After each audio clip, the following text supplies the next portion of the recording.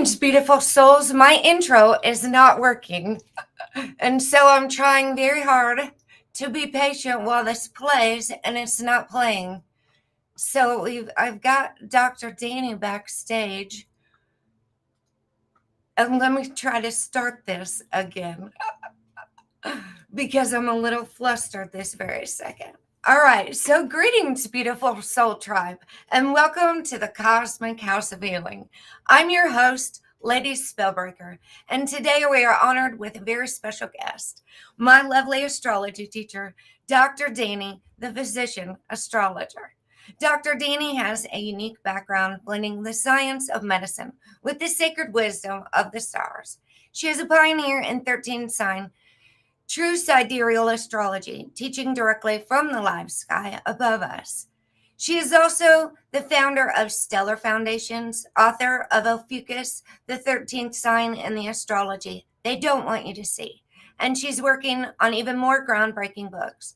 She also brings in sacred geometry and the golden phoenix angles, Phi decoding, Venus transits, and even the messages of Comet, 3-Eye Atlas, and more.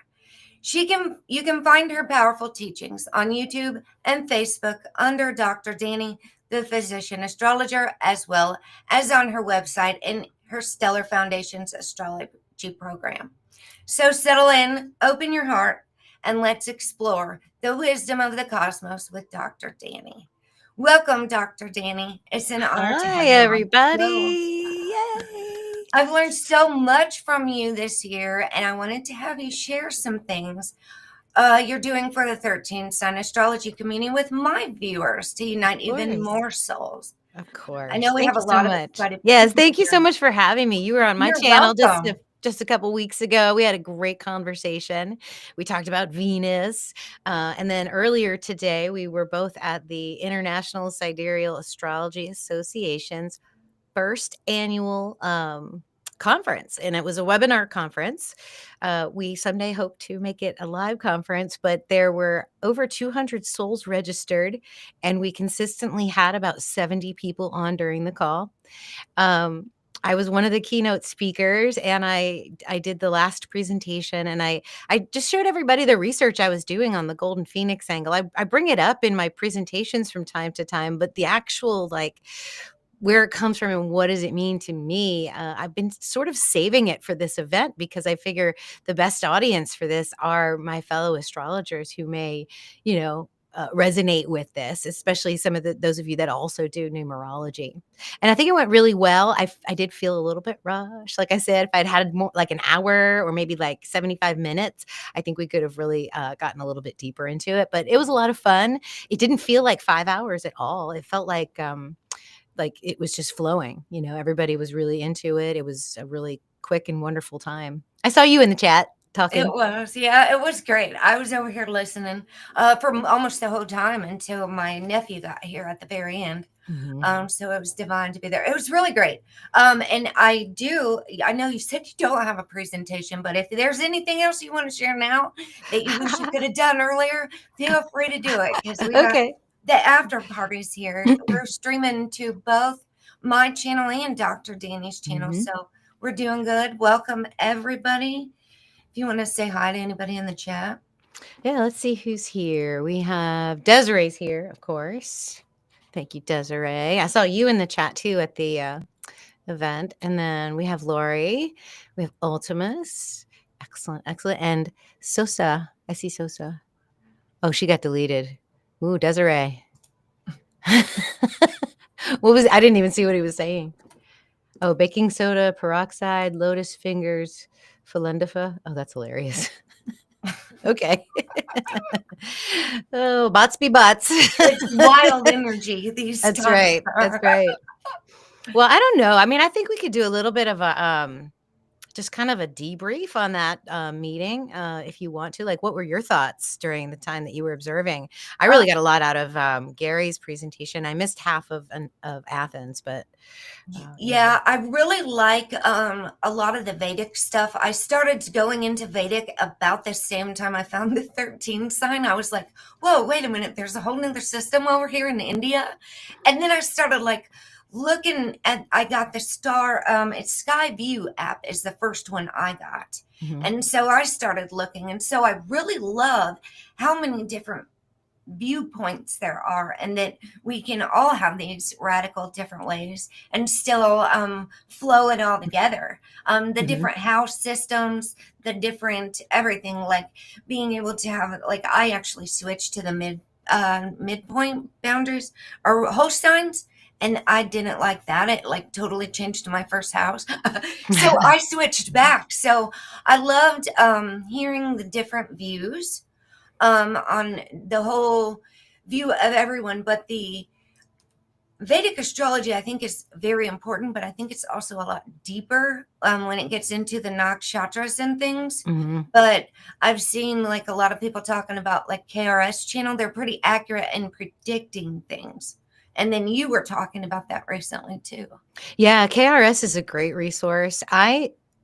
When I first started listening to him, it was like listening to Chinese. I'm not gonna lie. Like I was like, ugh, but I love his delivery. He just seemed like a really beautiful soul.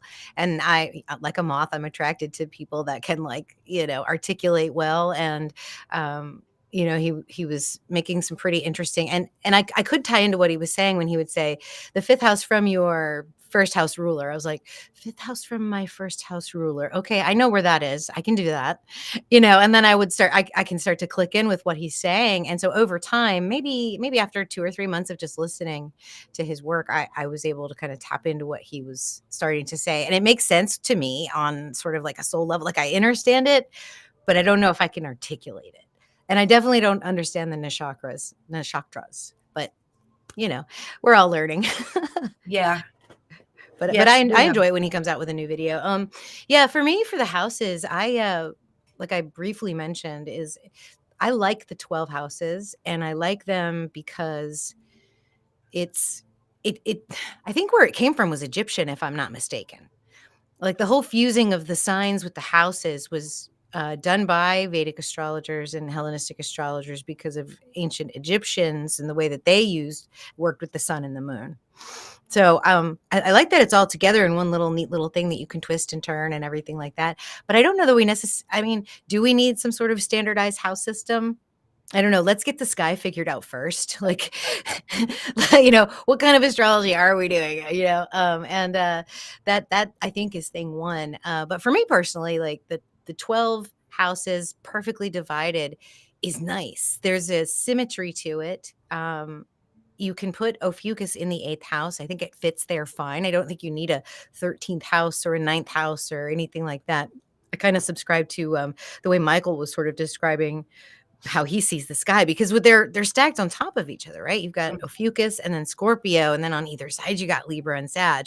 So it's not like you can say here ends Scorpio and here begins Ophiuchus. They're the same arc of the same story, just sort of like the beginning versus the end of it, I would suppose, or one part of the cycle versus the other.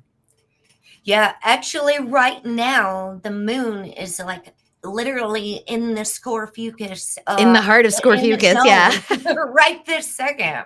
So Yeah. I actually looked today, and it was just passing Antares, so it's like right there at the borderline of Scorpio and Ophiuchus for this Right ending there in of the the middle. 999. Yeah, this is my favorite moon. I always feel really good when I have this moon because my North Node's here, so it, sort of sits there between Neptune and North Node, and I get a lot of great downloads and ideas and things like that during this time. I think I do too. That's where my Neptune's in Ophiuchus and my midheavens in Scorpio. So I literally like can feel an energy shift, like where I need to go away from people so I can hear internal guidance better and turn off all the noise to focus. Yeah, yeah. What I feel is like just a very fine vibration, and then my ears will start to ring. And then I know I'm getting into like the space. So yeah. And Yeah. you need quiet, otherwise you can't hear that ring. You can't hear it. Yes, and you got to be tuned in. You can't just say, "Oh, that's an annoying ring." Like, what is this ring trying to tell me? You got to be like in tune with your body. 100%. I'm actually having quite a bit of it's interesting. I'm having a lot of pain in my hands right now. And I really thought it was just from over clicking and over PowerPointing. But I'm starting to think that maybe it's you know how I've told you guys before that I think that asteroid Lilith describes our physical pain as a sign of from our intuition, not Black Moon Lilith, but the actual asteroid, and mine's in Gemini. So I'm like, all right, is my body trying to tell me something I'm not listening to? So I did a little exploration on that today, and I'm just being really personal and vulnerable with y'all. I think I am trying to grab onto something that is slipping away from me that's supposed to slip away, if that makes sense. Yeah. Like there's an energy of identity and the doing that I feel like I'm being called to sort of like let go of, and it feels safe to hold on to it, and I think I do it in my sleep, actually. I think I'm doing, like, this stuff in my sleep. That's funny. I'm looking for my book by Louise Hay that tells you the hands, the metaphysical causes for pain. Okay. And so, what rules the hands in astrology? Gemini. So that's interesting. I'm interested because my hands have been hurting. My knuckles have been swollen. And I'm wondering if I'm supposed to get the same message. I've been like drawing back actually from a lot of things lately. Yeah, me too, and even the so- things I do to, like, soothe myself when I'm, quote, unquote, "bored" or whatever require my hands. Like, I Yeah. need to hold my phone, or I need to hold my pen, or I need to do my puzzles or whatever, and now I'm like, I can't. Yeah. It hurts. Yeah. And so So maybe that is the message. Well, Like yeah, I like just said earlier. spirits grabbing my hands and going like this. I mean, I barely eked out a presentation that I'm gonna record tomorrow, you know? I'm like, "Okay, Oh maybe my gosh. how do I, teach without presenting?" is the question that came to me, and so that was very, very interesting. This was early after the, conference today, and, before this, I had some time to just kinda sit with myself, and I was like, "Okay." Maybe you got to do like, yeah, sit with yourself, put everything down and just let whatever's coming to you come to you and just absorb it. Maybe it's like a time to just receive for a moment. That's hard for me. I bet it is. I know for a lot of people it is, especially when you've got prevalent signs in your chart where you are the nurturer and the giver and things. Like I've told a lot of people through as we're in Virgo season, make sure if you're so good at serving everybody else that you're doing as good serving yourself. Mhm. Yeah, I do, and my husband is so good at that. He's so good at like, can you make sure we take care of you right now? And he is very good at that. But yeah, he leaves me unsupervised, and I'm like click click click click click click, doing, and I think I have to like stop. But what do I do? I don't know. I It's don't know almost like either. you've got a channel of information coming through that this is how I felt it's coming. It's like sometimes I find myself just typing on my phone and all this information's coming out and I'm not even sure what to do with it sometimes. And then there's an instance where it all disappears just suddenly. But I think maybe we're supposed to get it out of us, but it wasn't supposed to. Maybe it's some type of release for us, but it really wasn't supposed to go anywhere. It was just Maybe. supposed to come out. Maybe. Yeah, I feel like the more I try to output, the more pain I have. That's the thing too. So I'm just sort of trying to use you as a sounding board to work this out. But I think it is to just hold something, to receive something, not to grasp it, not to try to give it away, but to just hold it. Yeah. Receive it. Yeah. Mhm. Especially if you're a giver. This is where you lay in Shavasana pose, corpse pose in yoga and just lay and just let your entire body relax and just receive it. Have you ever laid in Shavasana too long? I don't think too long. I have complex PTSD, so my being still actually comes hard. If you see me fidgeting around and Oh, stuff, yeah. it's because I've got like complex PTSD that I'm healing.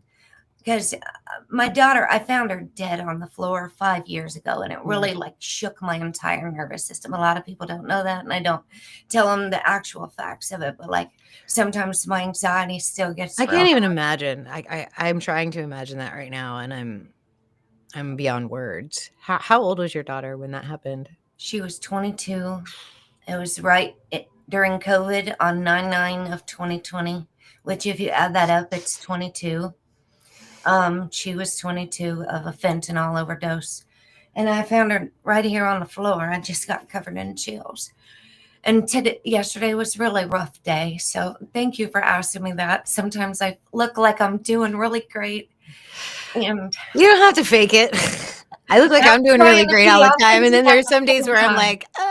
like, yeah, we just do I'm it. We just still get a through it. woman who lost her child. So it really takes my breath away sometimes still. It's definitely, and I can imagine the PTSD. Yeah, but you speak with her, yeah, Yeah, I do. I yeah. do. And I got her all over the place here. And oh man, she's in a much better place. Yeah, I'm she almost totally jealous is. of people that get to go like what's over there? What do you know? Like tell me everything that you see. I just yeah. Yeah, I know. And I really have a feeling she's going to start coming to me in my dreams. I think the trauma of the event has actually jarred my brain. And I've been looking at what grief does and to the brain, that it like closed me off a little bit, maybe to protect me, because our mind is that powerful Mhm. and amazing. Our bodies are so amazing to protect us. But at the same time, I like really want to see her in my dream. Like, I just really want to Just see touch her. her and So, hold her one more time, yeah. yeah.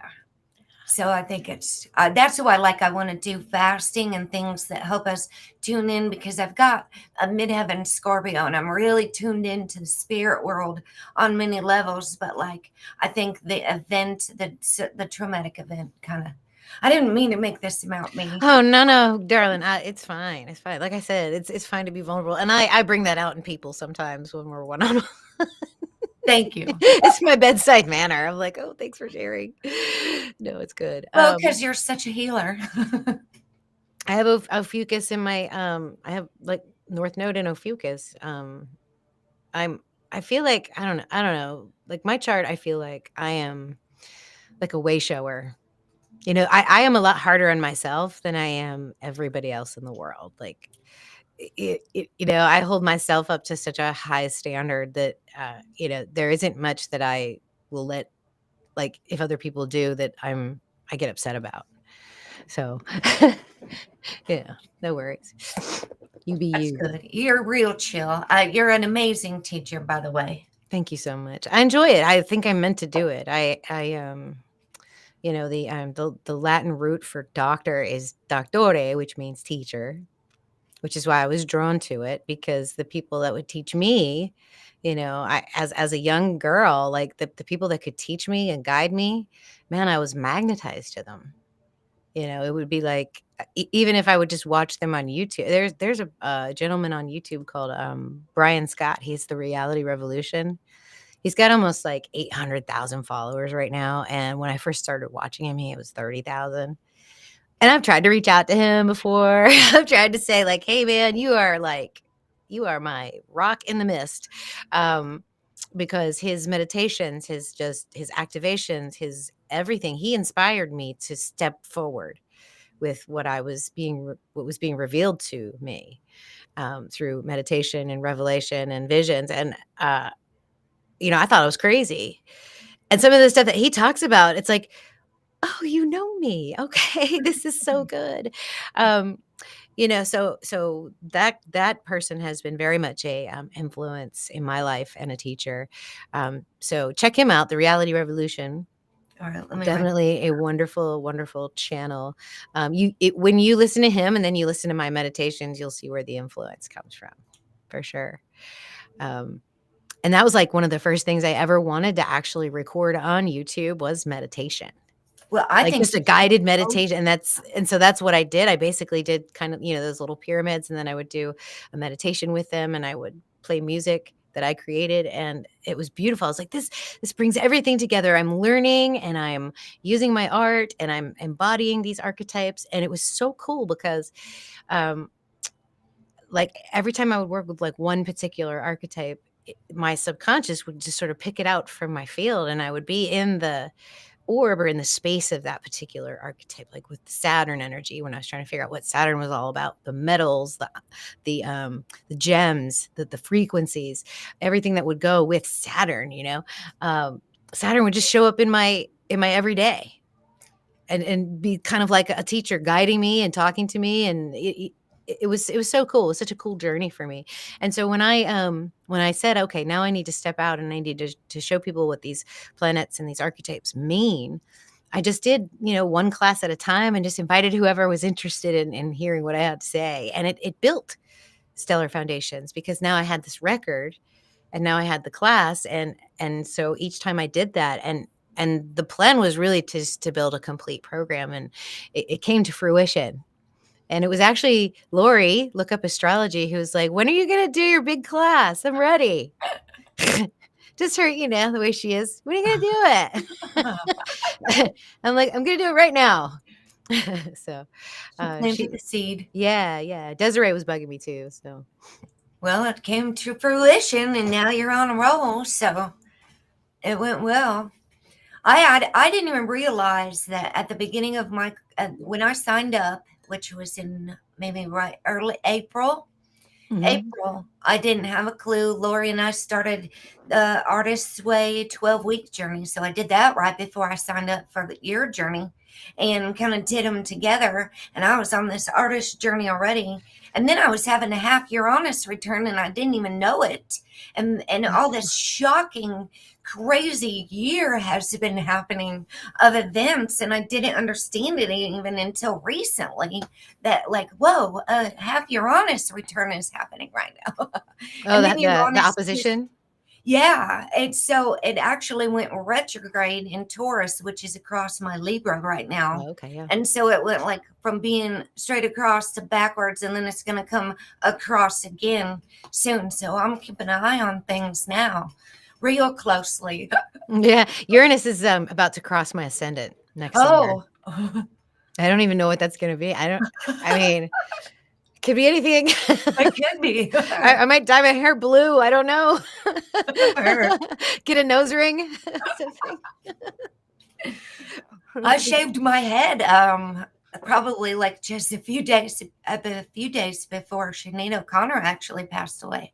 I made a mohawk, and then she passed away like a couple days later, and then I decided to just go ahead and shave my head because the mohawk was too much. So those are wild and crazy things you do, and I didn't even check the sky then.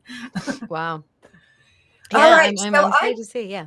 I do have some questions if we want to, if you want to go with like an interview flow here. Yeah, we can do whatever you guys want. All right. Some of people in the chat can ask questions too. Yeah, in the chat, if you guys have any burning questions or anything you want to share, we've got English chat with Lorna here and Mr. 13th Sign. Hello, Stock Explorer, just saying hello. Nikki and Desiree and Lori. Awesome. I saw Bobby and Sprout Queen. Cool. Thank you all so much for being here. The regular crew. We got a mesh of both your channel and mine. All right, so you started your path as a physician. Can you share what inspired your decision to integrate medicine into astrology? Well, when you work with people, like you see patterns.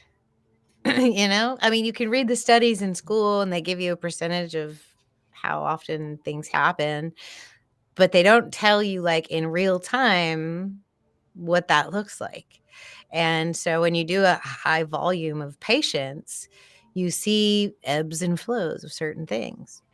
And especially with the moon and women, okay, because, I think there are actually like two kinds of cycles in women. I think there's the Mercury cycle in women, and I think there's the lunar cycle in women, because there are women that only menstruate 3 or 4 times a year, and it correlates with Mercury.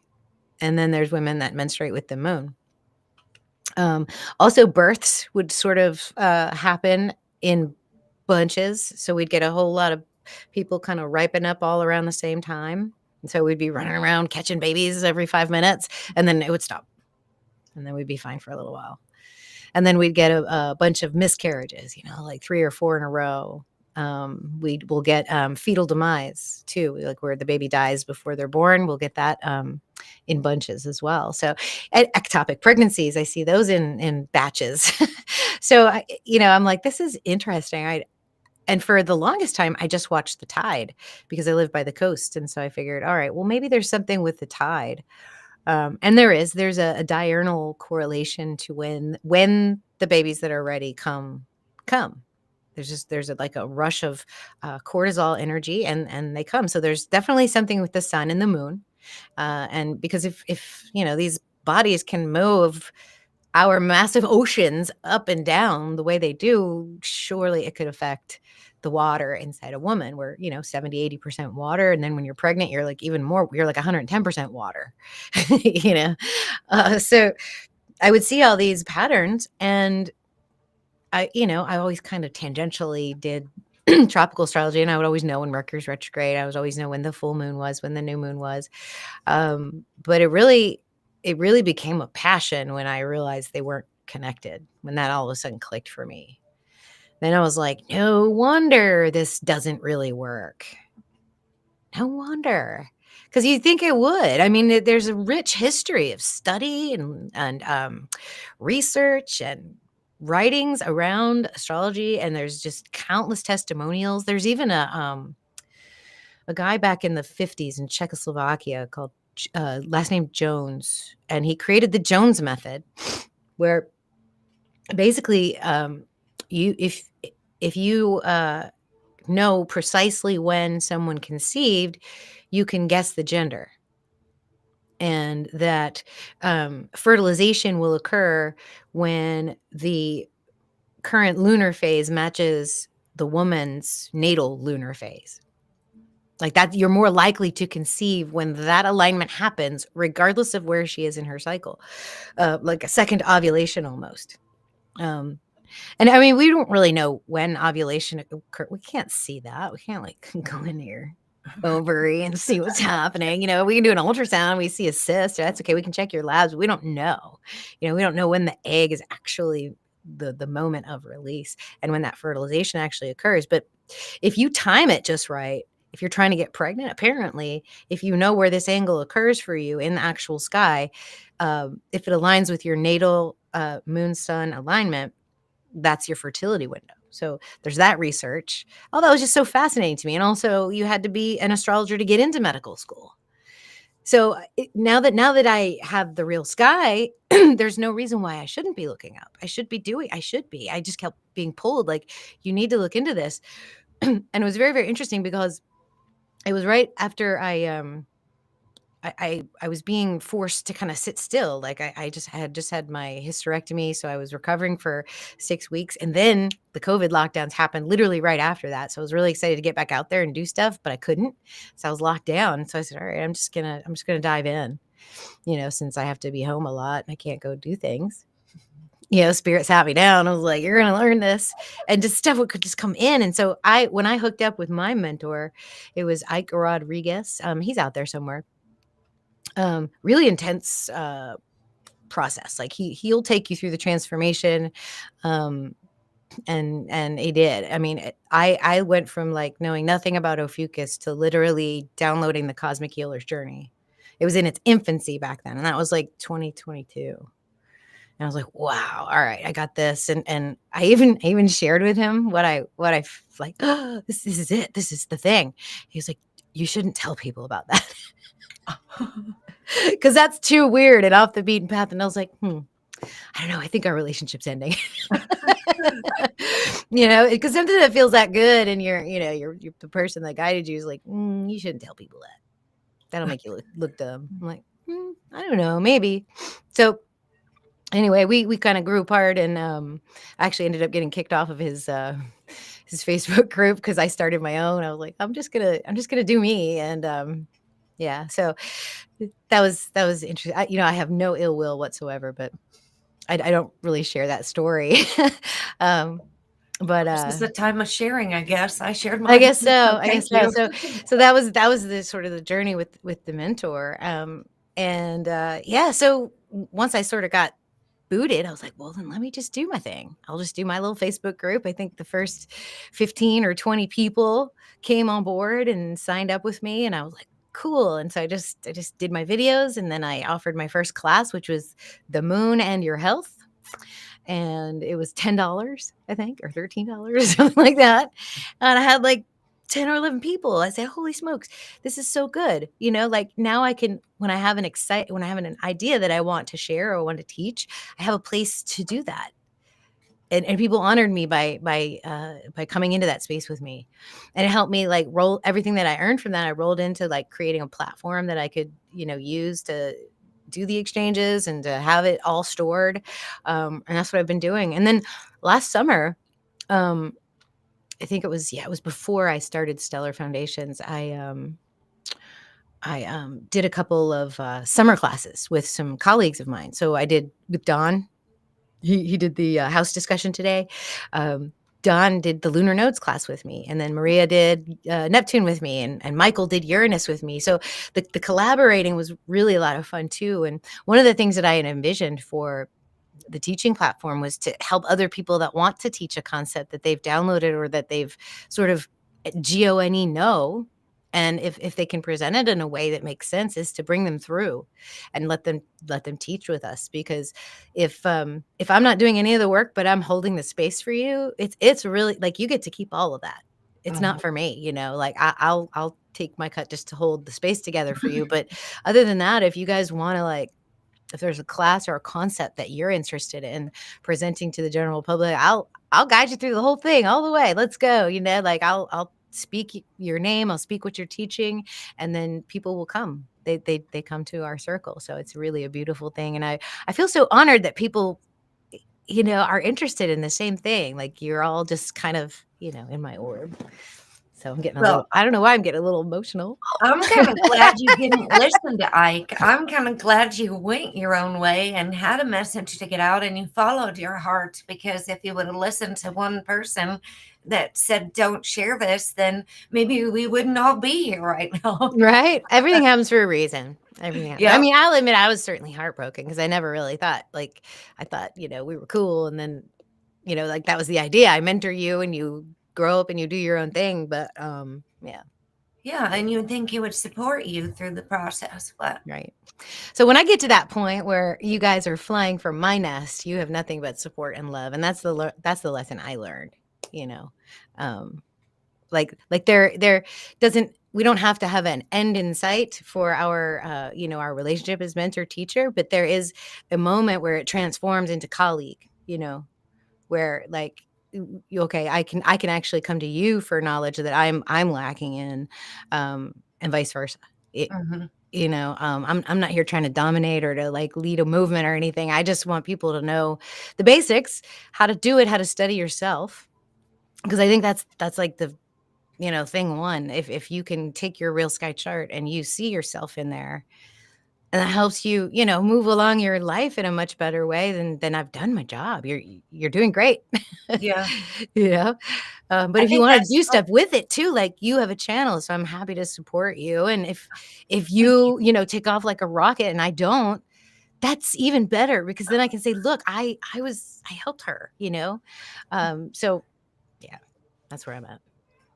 That's what we're here for, lifting each other up. And like, I think that could be like you want to like nurture your seedlings after they've come to you. And so that sometimes comes more with a woman energy. And I'm just saying that because we're just females in general. And so we have a different vibe usually. So we want to like really, lead our children and want to see them grow and shine and things like that. So yeah, nothing would make me prouder if I saw one of my students on like television talking the truth.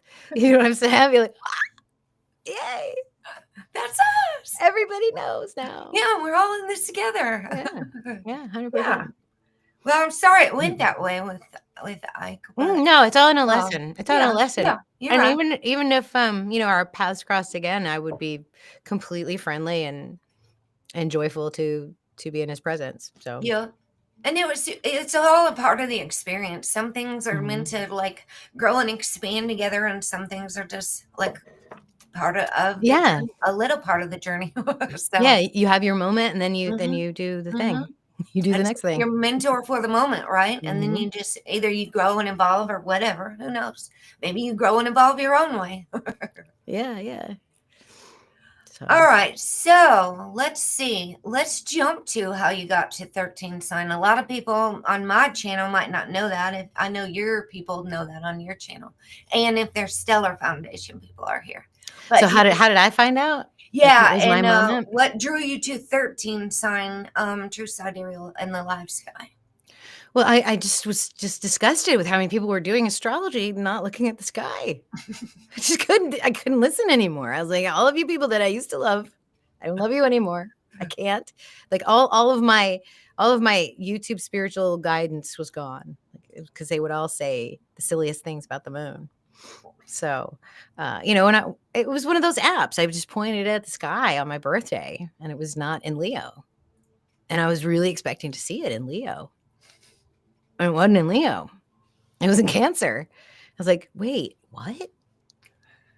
And then I was like, wait, okay. I was like, that actually makes sense.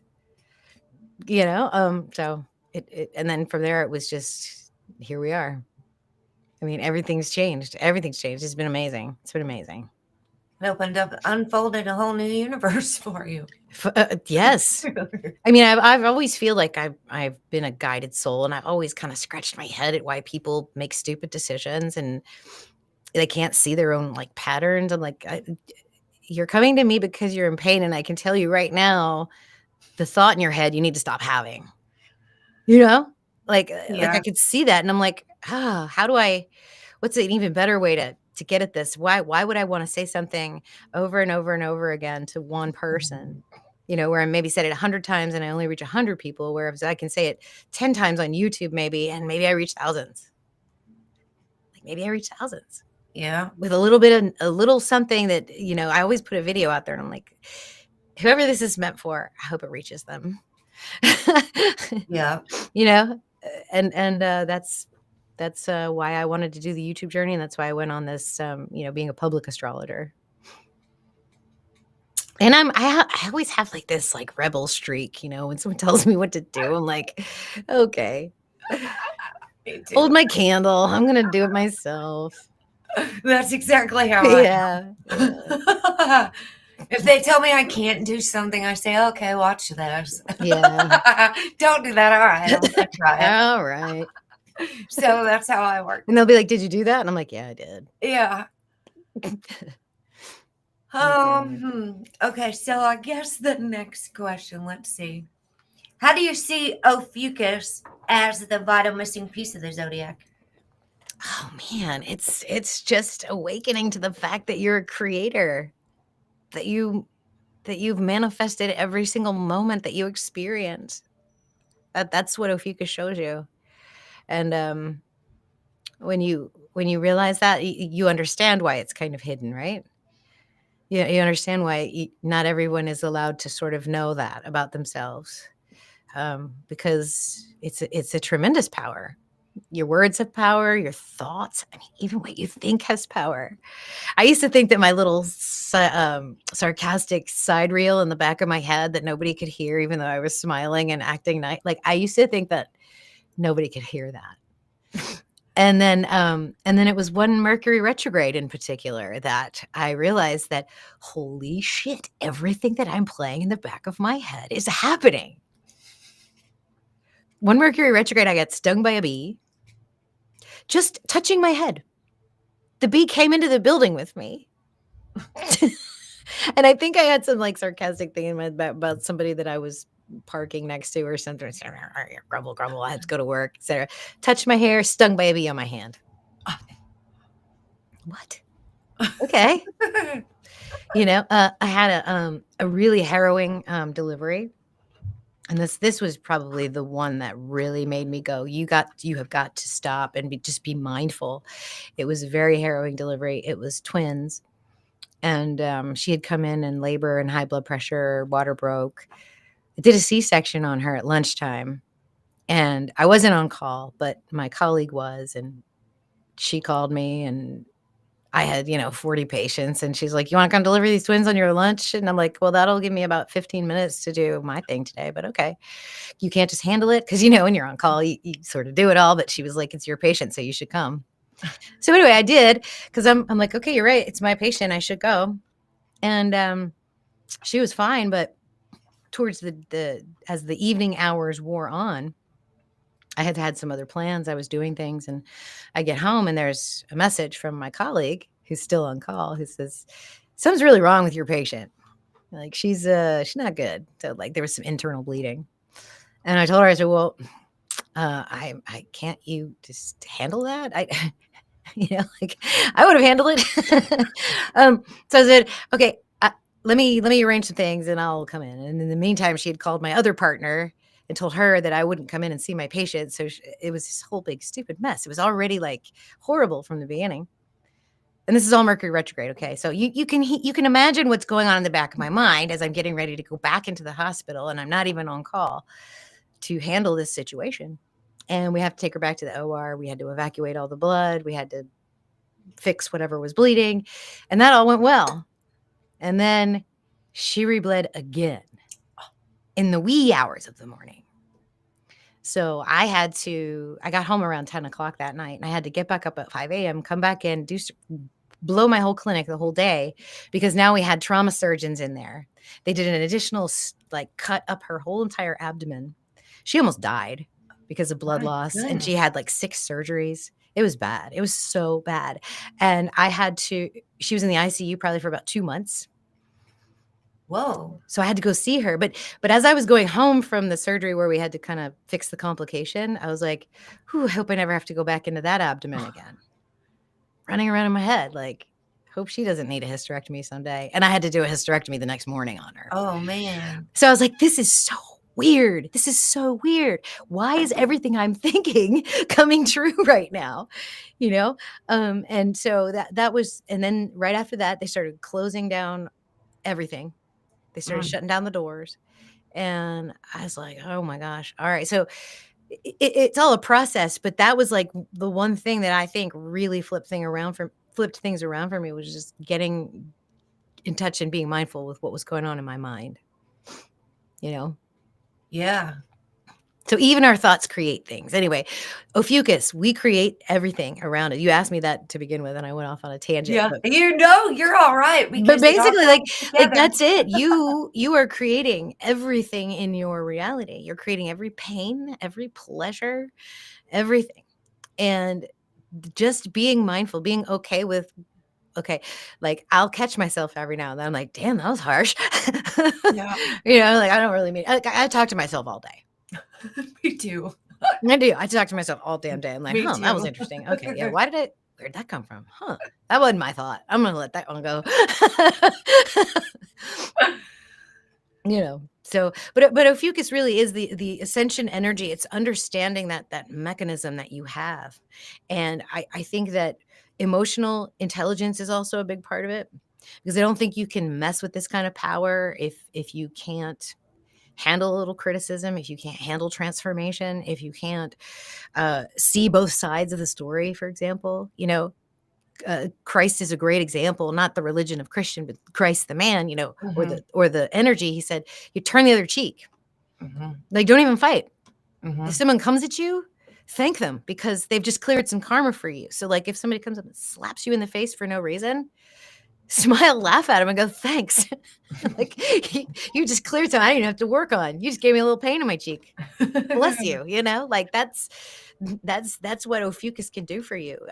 The Buddha always sitting there just sort of with that content smile, because they know they don't have to strive anymore. They don't have to work anymore. They're done.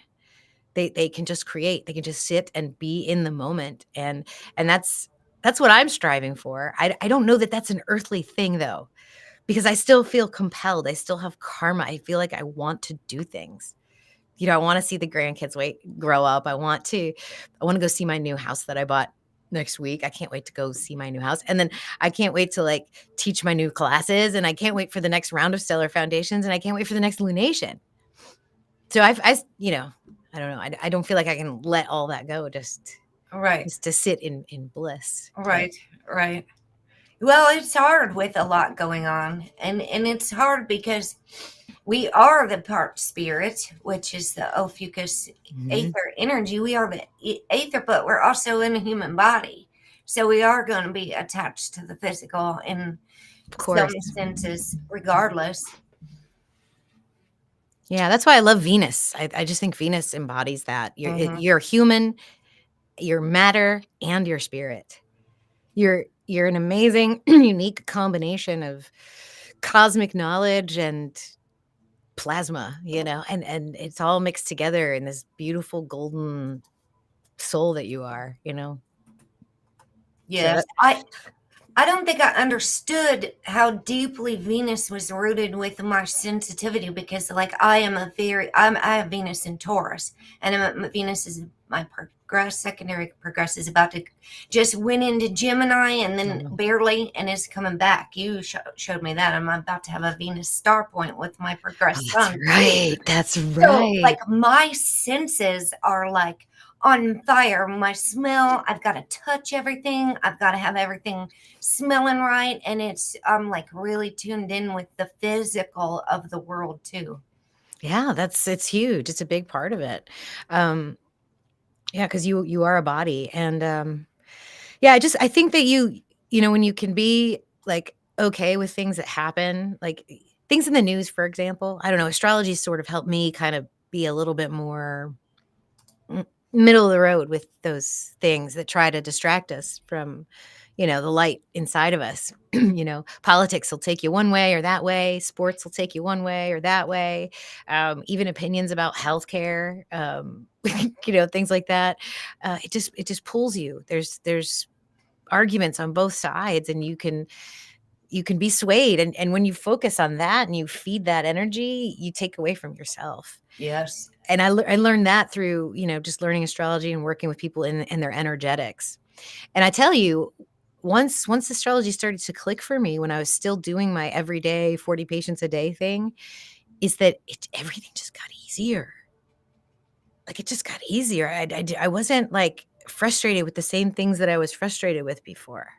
I just didn't care. I was like, "This is what it is," and maybe that's maturity, maybe that's growing up a little bit, but at the same time, it's like, this this is just feels like the way to walk when you know your stars, you know? Mhm.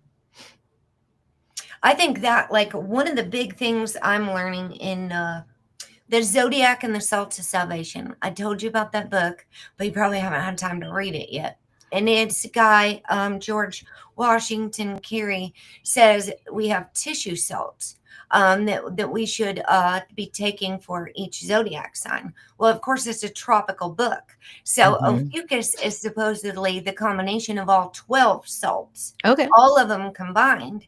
And so he says we need to be taking more of sun, moon, and rising, as well as the three salts when we weren't in our mother's womb. So for me, being born April 24th, I would be Aries. So I wasn't in my mom's womb through the signs of Taurus, Gemini, and Cancer. Oh, So I I'd be see. deficient of those three for the Oh, sun in okay. its transit.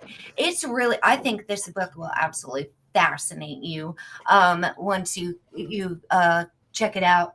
But it's that he says we should fast from like social media, sex, and food when the moon is transiting our sun sign. So I was going to ask you if you've ever heard this Oh, before. yeah. So as the moon is going through Aries for me, because I'm an Aries sun, I'm supposed to fast. So if your sun is in Virgo, you're going to be fasting for a few days because Yeah. it is. So prepare for a long fast. Virgo always is an overachiever anyway. Good. You Yeah.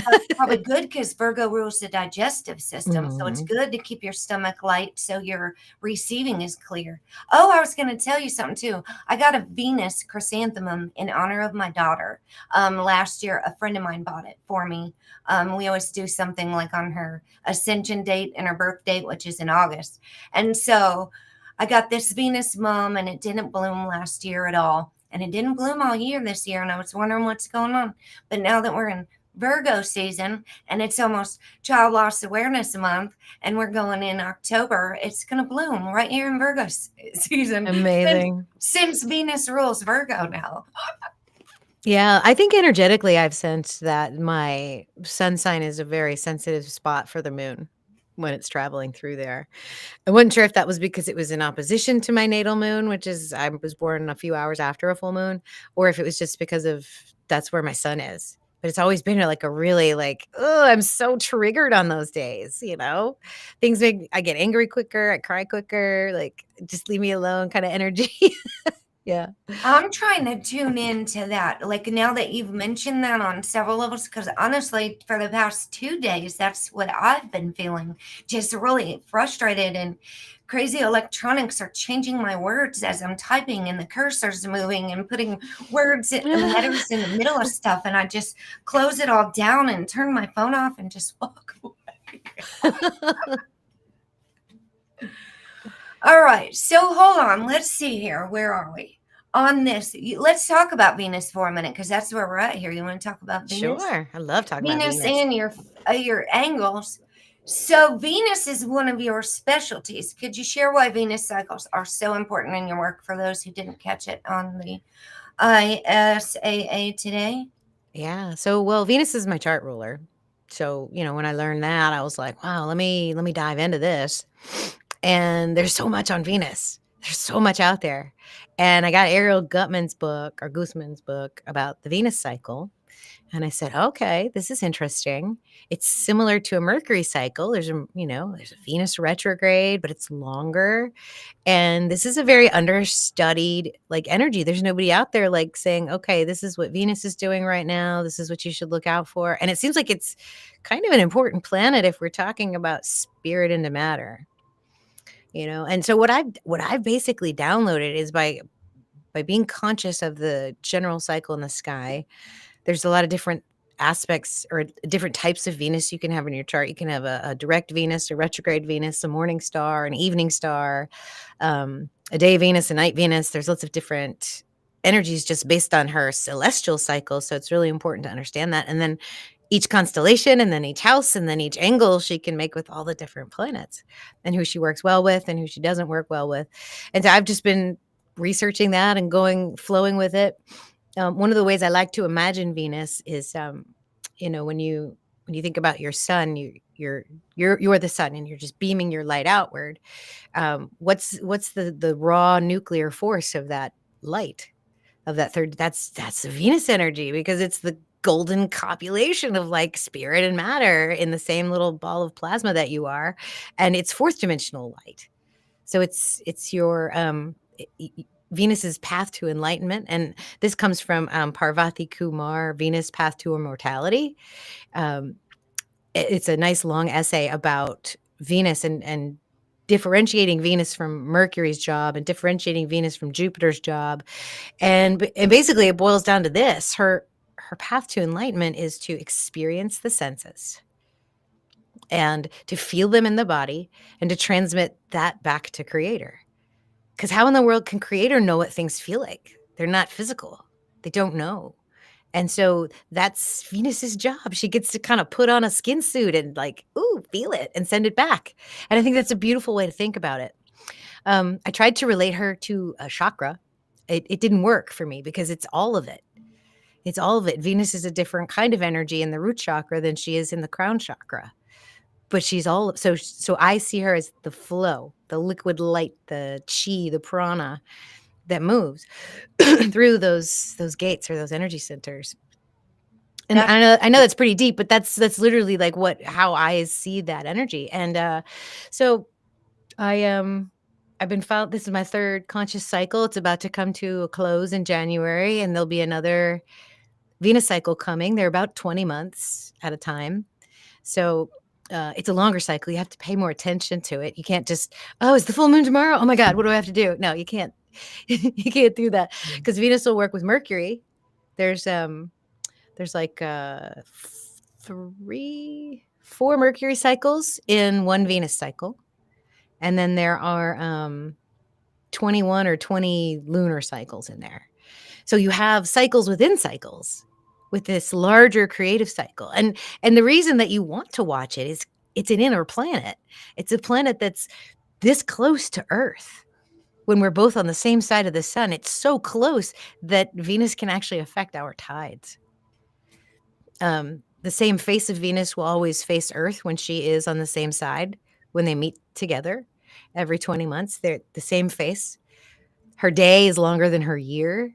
and she rotates in reverse.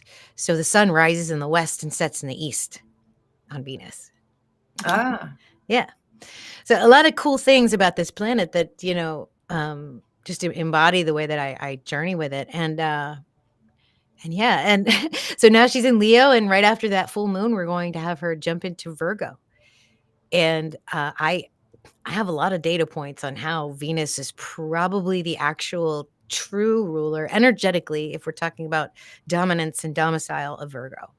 I think she's a better energy for that, for a lot of reasons, and that Mercury should be more of a Libra energy. Not taking away from Virgo's intelligence or the nitpicky energy of it. It's very important. The details are important for Virgo, but it's not necessarily a Mercury function. There's a great book out there called Venus in Virgo by Stanton. Here it is. This book will trigger you. Venus in Virgo. Oh. Yeah. And it talks about basically how Mercury's path to enlightenment is simply to understand, to exchange, to trade knowledge. That's his currency. It's knowledge. It's information. And Mercury and Venus look at things in a very different way. Venus's path to enlightenment is through the senses, and Mercury's through knowledge. And I often use the comparison of the apple, for example, or maybe even this chapstick, right? So Mercury's going to look at this chapstick and read everything on the label and make sure that it's safe, and read studies on it, just so that he understands the chapstick. Whereas Venus is going to be like, oh my God, this feels so good. Thank you, chapstick. You know what I mean? And so the path of wisdom is a little bit different there. Having Mercury in Virgo's energy. Virgo is like literally, the birthing mother sky goddess, the divine feminine, and all the initiatory energies that she has to go through: menstruation, intercourse, childbirth, menopause, all of the things that divine feminine has to sort of go through, like giving your physical body back to spirit, back to soul, to give to another soul, to be born is like the ultimate sacrifice to source. I feel like a pregnant woman is like I don't know, she's a goddess. That's how I look at my patients. I'm like, you're a goddess holding a new soul in you. And I even drive like everyone else is pregnant. Like when I drive down the street, I'm like, that person in front of me is pregnant. They're pregnant. They're pregnant. The one behind me is pregnant. Because I couldn't even imagine hurting them in any way. Yeah. So the divine mother feminine energy is not at all Mercury. Not at all Mercury. And what he describes in that book, Venus in Virgo, is that because of this, we've got medicalized birth. We're not following the natural cycles. Women, before we were sort of kind of subdued, could menstruate whenever they wanted to. Could explore the sacred act of intercourse without worrying about being pregnant. She could be fertile whenever she wanted to.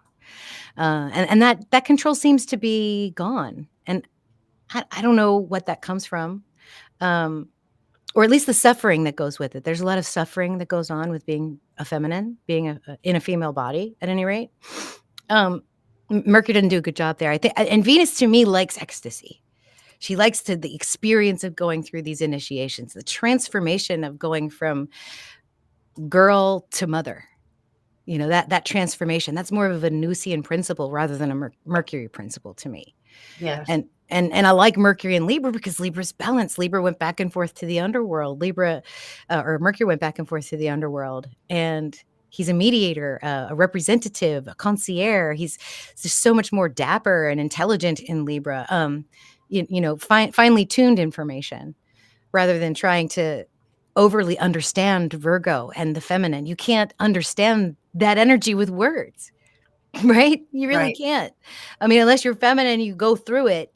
It's something that you can't describe. If you've ever, for those of you that remember your first pregnancy and you had no idea like what to expect, you hear stories because every single woman, it affects them so profoundly. Mm-hmm. They're going to share their story with you. And I always tell my first time moms, like, don't listen to them. They're trying to scare you. They're actually trying to help you, but all they're going to do is scare you, Yeah. And that fear also can, like, that was one thing that was brought up at the astrology thing, is when you tell someone something, the fear from the astrologer telling them they were going to have a heart attack and make them have a heart attack. So it's almost like if you plant that seed. But I think, like I've learned from you, is that if you see something, you need to tell somebody, but I think it's good to tell them gently, because you really don't know how Oh, for somebody's sure. going to perceive stuff. Right. I mean, you look at a chart with a, Pluto square Saturn, T square with Chiron, you're stepping into something there. There's some wounding there. There's some vulnerability there. Yeah. And you can't just say, "Oh, well, you're the greatest teacher ever and you've gone through challenges." I mean, you could say that, but you have to say, "Look, I see here that you may have gone through some of these things. I see that, there's potentially an opportunity for you every month to have to revisit this, because when the moon hits that same configuration every month, you are going through it. You're going through it. And the first thing you need is awareness. And so if you're noticing a repeating pattern in your life, this is probably where it comes from. And what's so cool about just identifying that, when you see that, is you can become objective about your own sort of challenges that you have in your trade. You say, okay, well, this is not necessarily here to make me suffer. This is here to teach me something. So what am I to learn? And be an eager student, be a wide-eyed child, like you've never been here before. Someone once told me, wake up every day like it's your first day on our planet Earth. See how your day goes. Yeah. It's actually really interesting. It is. And when we start looking at things like, not why is this happening to me from a victim mentality, but what is this happening to teach me? What direction am I supposed to be going? If I keep ramming, I'm an Aries, so say I keep ramming my head into a wall and I'm not getting anywhere, and I'm complaining to everybody, but I'm not willing to, like, back up and maybe go this way or whatever, and things aren't working because I'm not listening. So it's Right. really just all lessons. All of it is, I think. And one of the biggest things that came to me when you're talking about Venus and the feelings, that I'm realizing with a lot of people, especially people who, like myself, who have anxiety, is that sometimes maybe our feelings are so overwhelming and we don't know how to handle them. So, like, say there's a male body that has really strong Venus placements, or even Cancerian or Piscean, and he's really emotional, and yet he's going to turn off his feelings because you can't be a man and cry in front of people, or the world's going to think you're just a big baby or something. So we end up turning our feelings off and shutting ourselves down, tuning out not only our true authentic self, but then those very important things that help us tune into things as well. I've noticed a lot of people avoiding feelings on many levels. Myself included, because I'm going through grief. And I don't know one person who isn't going through grief or trauma that survived COVID, because the whole planet was affected. Like, everybody lost somewhere along the way. Yeah, I didn't enjoy that time at all, because No. nobody agreed with me. And I'm right. Like, I look back and I'm like, I'm right. I've been right the whole time. But at the same time, that whole process taught me that, like, fighting it is actually sometimes worse. Yeah. Sometimes it doesn't matter. You're not going to change people's minds. You've got to kind of go with the flow and release that resistance. Yep. Absolutely. So let's see. You don't have any teaching materials planned up for a forecast or anything. So no, we can look at a chart and riff on it. I said we can look at a chart and riff on it if you want. Okay. You want to? I actually was just looking, but this is on my other computer because I don't have Capricorn Prometheus on my thing. Can you share a screen? I can. I have to pull it up though. I was just wondering if you want to share anything about the upcoming Phoenix, or your golden Phoenix angle. Because Venus is actually going to move into Virgo right for this full moon. I was just looking at that. Right after. Yep. Yep. That's going to be my yearly thesis on. Why why is it? Okay. My yearly thesis on Venus rules Virgo. It's my favorite time of year. I'm really looking forward to slowing down from the summer. My summer was crazy. I want to like just chill in my bed and read all your books and read all this stuff. I need to buy the hard copy because I'm a book person. I don't really like reading online. I like no lights in my eyes and just So this is real weird. I books. just loaded, I'm sorry to interrupt you, but I just It's, loaded True Sky Astrology, and I have a tropical chart in front of me. I don't know what happened. I don't know why this is looking like this. oh, This is so weird. there's a glitch in the matrix. No, I think you're right because holy crap, why is this ring tropical? I'm not kidding you. Let me share my screen. I'll show you. Show us. This is Athens software. All of a sudden, it's all tropical charts. Holy smokes, what's going on? Look at that. I'm like, why is Venus in Virgo now? And I don't know why. I logged in like I normally do, and this is what I'm Somebody seeing. switched your settings. I guess. Yeah, it was very annoying, Desiree. 2020 was. Equal. Topocentric. Save settings. Uh-oh. Hey, whoa. Hey now. Oh. I'm logged in. I don't know what this is about. Okay. Well, I can't do it right now. Okay. Apparently. Well, So, hold on. Let's see. I'm going to figure out why all of a sudden that's all screwed up. All right. Well, let's see. Yeah. Did you do the trial first? Because I that's what it was. paid for it. I don't understand what's going on here. Oh. Yeah. Oh, this is so strange. And that's really too bad since you've already paid for Prometheus. Right. Well, Athens done a lot for me, so and I've, Prometheus Capricorn has paid for itself over the years just with the classes and the readings I've done. So I love having it. I'm sorry. I'm just trying to figure out why I don't have It's Mastering all right. the Zodiac anymore. Like, what is going on? It's all right. You figure that out real quick. And what I can do is I can send this to myself real quick, save it, and then I can email it and pull it up on my computer and see if I can, just for this upcoming full moon. Well, hold on a second. Log out. Maybe I hit the wrong. Thank you, everyone, for login. the patience. Okay. I think I just used the wrong email on Google. Okay. Because I have it now. Okay. You got it? All right. So we'll try again. Holy moly. All right. Cool. All right. Here we go. This is right now where I am. Yeah, so unfortunately I can't add the angle of the Phoenix angle. So what I've been doing is just studying sun and moon and then playing with this ascendant because it anchors, like, so for example, I can anchor Venus right here and she'll show up just on the ascendant. And then I can look at the Phoenix point. And the Phoenix point is right, so it's 137 degrees away. So this is 30, 60, 90, 120, if you use the houses here. And then you count in 17 degrees this way. So and I think it's on the first, right? That's what I said.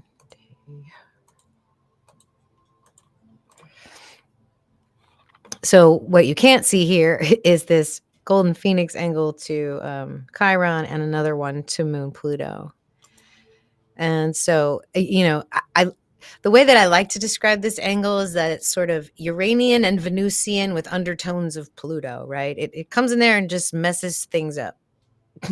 But then there's a nice soothing energy afterwards, like a snap and then a snap back, like a bungee jump, and then you bounce right back up. So I think that's what we'll feel. But, moon is really quick. So that might be why I've been perceiving it that way. But maybe with Venus, since she moves a little slower, we might be able to feel into this a little bit more. Although it's unfortunately feels like a tough angle to me. Chiron square Pluto. That's vulnerability and power. It's transformation and healing. I think the only constructive way to do this is to literally like just surrender, be vulnerable, uh, allow the sacred rage to come through. Because I think Venus and Leo is going to sort of fuel some of that. She's still Sekhmet over there. But with the South Node, she might be a little tired, so, so just kind of like raw, vulnerable, healing, transformative energy for the first. I told my husband about it, and he was like, "Okay, so we're just gonna do what we got to do that day, and that's it." I was like, "Correct." He wanted the instructions, like how do we deal with that day? So yeah, and then the next time the moon does it, and the way I do it with the moon is I will change this setting, and I'll anchor the sun. And I'll go to the main, and then I'll wait for the moon to move into that space. So that will happen on the 3rd. But I have to back it up. I think that's it. Yeah, 5, 10, 15. Maybe back it up an hour or two. But this right here is the moment of the next Phoenix angle with sun and moon. So I think that's worth watching. October 3rd, definitely. Like what sort of big snappy event, kind of similar to, the tsunami threat, the earthquake, the assassination, power outages, even those little things that sort of disrupt your sort of daily life, that you never thought would be disrupted. Like how the hell did that happen? I remember one time I don't know. I really don't know still how it happened. Is I had a little tea in my car in the console there, and it was open with a straw in it, and then I was driving and my phone slid off and fell right into the tea. Oh. Like how does this even happen? I don't even know, So things with phones could be something that could really disrupt you because we rely on our phones very much. So things you wouldn't expect might be the energy that would pop up. That's what I think. Again, this is still a new angle for me to sort of research astrologically, so I can't really predict. And anyway, with astrology, you don't really want to predict anything specific because, again, divine short and enchant long. So if you want something to happen in the far future, and like I think I talked about this when I did the astrology of death, that presentation on metempsychosis, is if you want to predict someone's death, you're not going to be able to do that because there's a lot of layers to it. There's like, where was the sun? Where was the moon? There's a whole bunch of things that tend to converge on one point. In a lot of ways, I see astrology as almost affirming things that have had that were happening as if it's encoding it from the past. Like here's a written record of things that have happened.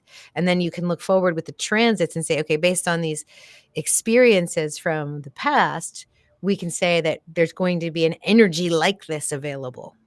I think that's the best that we can do. I think, yes, you can in some ways do some predictions, but it may be more your own oracular muscle doing it than the astrology itself. Does that make sense? Yeah. Yeah. And I was intrigued as I'm really learning the aspects. I'm glad you brought that up because not even just predicting, but like I do a little bit of one-on-one training with Julie and Maria, which I started before I started Stellar Foundations. Mhm. And I asked them if they could give me a look at my daughter's birth date and her death date to see if there was some type of transit that occurred at the time, and just to give me help me see maybe something that I hadn't seen. And it's amazingly good that you said stuff even with aspects, but also one thing I've noticed with retrogrades is the day Kayla ascended was 9/9/2020, which is all double numbers, and she was 22, and her death time was 1919. Wow. And then so she got my attention with the numbers, but it was also Mars retrograde. So I was out there screaming at Mars, what in the heck just happened? Wondering what in the world really just happened during COVID it was. Were they able to sort that out? So you think it was Mars retrograde? It wasn't just Mars. There was actually some aspects.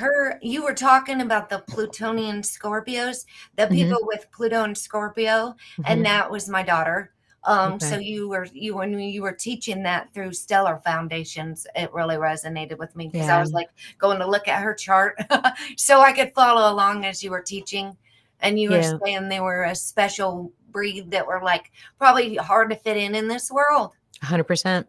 And so she very much was. She was actually going through a transgender transformation. They were giving her injection testosterone, which I didn't agree with her trauma history. So there's so many levels to this even, but she was Wow. suffering very, very greatly. And she's in a much better place. You're right when you said that earlier. But we Yeah. also had a storm come through on July 3rd once that knocked out our power for 3 days on Neptune retrograde. And so my message from Neptune was to turn away from some of the things I had going on. And the power came on as soon as something else came in my life. I was supposed to close one door and take a new path. And so Right. that's how those shocking events transpire in my life too. Yeah. And I often wonder, when we have these shocking events that walk us down a path, it's like, we talk about free will and destiny. And I used to be very much a proponent of like, of course you have free will. Of course you do. Like that's even a question. And it was actually Logan on Decode Your Reality who made me sort of think about that even more. I'd always said that there's some sort of predestined component to it. Like, because why are some people's lives so screwed up? Why are they always in trouble? Why are they always, falling into the wrong relationships and the wrong problems? And other people are just fine. Like they coast through life, or they're super lucky, or the meteor hits their house and not the other person's. Like, what is that? And so there is I think there's definitely some, and I know there's some predestination to it.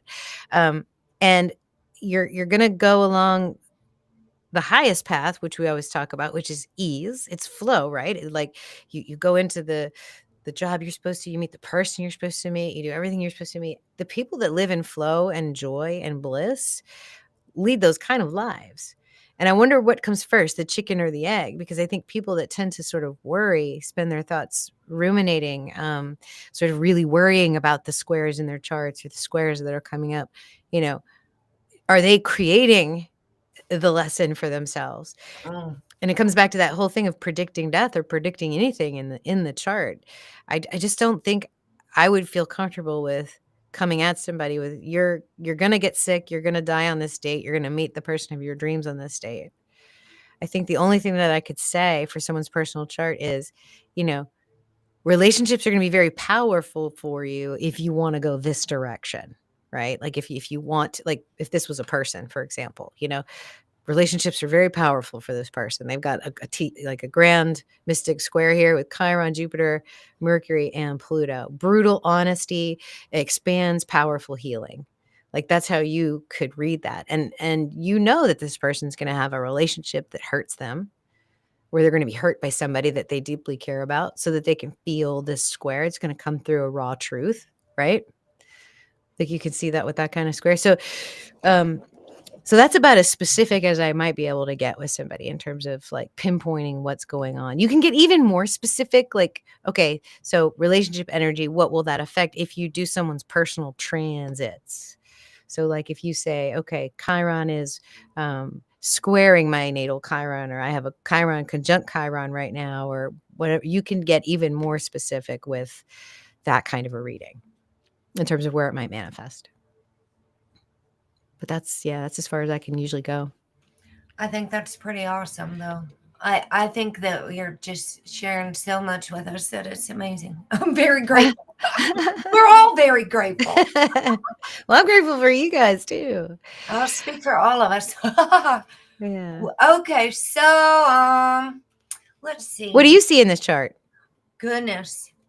This is I the do. Phoenix angle day, where the moon is right Yeah, here. but I could it's draw not it. on there. I actually want to get your help doing the Prometheus, but you don't even have it right this second. But I think I tried to set it up, but I don't know if I did it right. If I'm seeing it, the golden Oh phoenix yeah, symbol. yeah. You'll have to set. Yeah, there's a create custom angle. I don't remember exactly where that is, but I know I had to go into settings and do edit, copy it, and then edit. Michael walked me through the steps more than once, so I'm familiar with copying that Okay. and stuff, but I wasn't seeing it on a chart yet, so I'll just keep my eye out for it. You also have to activate it too, because there's a place where you can activate different aspects. You can get all the way down to like, what is it? That's the septiles and then the no-nos. Like you can divide the chart up by 7, you can divide the chart up by 9. There's a whole bunch of different angles in that software that you can add to your chart if you want to. But yeah, the geometry is so beautiful too sometimes. Like, it's so funny when beginners, they look at the middle, they're like, it just looks like a bunch of pickup sticks. And me, like, certain shapes kind of pop out sometimes.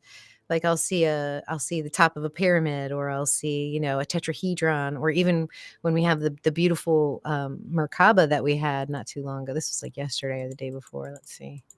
Yeah, I tried so Right hard to here. get your There it same is. settings for that double kite for the last moon, and I couldn't get it to come up on my end. Oh, really? You had 2 Well, kites. Well, my maiden last name is Kite by birth, and I have a kite tattoo right. on Yeah. my Well, back, here it so is, the isn't it? kite aspect really resonates with me on a deep Yeah. level. When was that moon? And the fact that it was like an eclipse, equinox, double kite, it felt really important. Yeah, here it is. So there's the double kite, the kite towards this was on the lunar or solar eclipse. So there it is. Miss Kite. Thank you, double kites. I Yeah, and appreciate that. let's see what my settings were. It's I have conjunctions at 8 degrees, oppositions at 8 degrees, squares at 8 degrees, trines at 6 degrees, or no, I think, okay, squares and trines are 6 and 6, and then sextiles 3, quincunxes 3, and semisextiles 3. Okay, I'll see that. I'll go play around with mine later. Yeah, and what we were looking at, guys, was called the orb of influence. And so if I made these smaller, like if I let's just play with this for a second. Let's make everything 1 degree. I'm going to show you the difference. Yeah, Desiree and I were trying to play with it to find the 2 kites, but we couldn't get our settings right.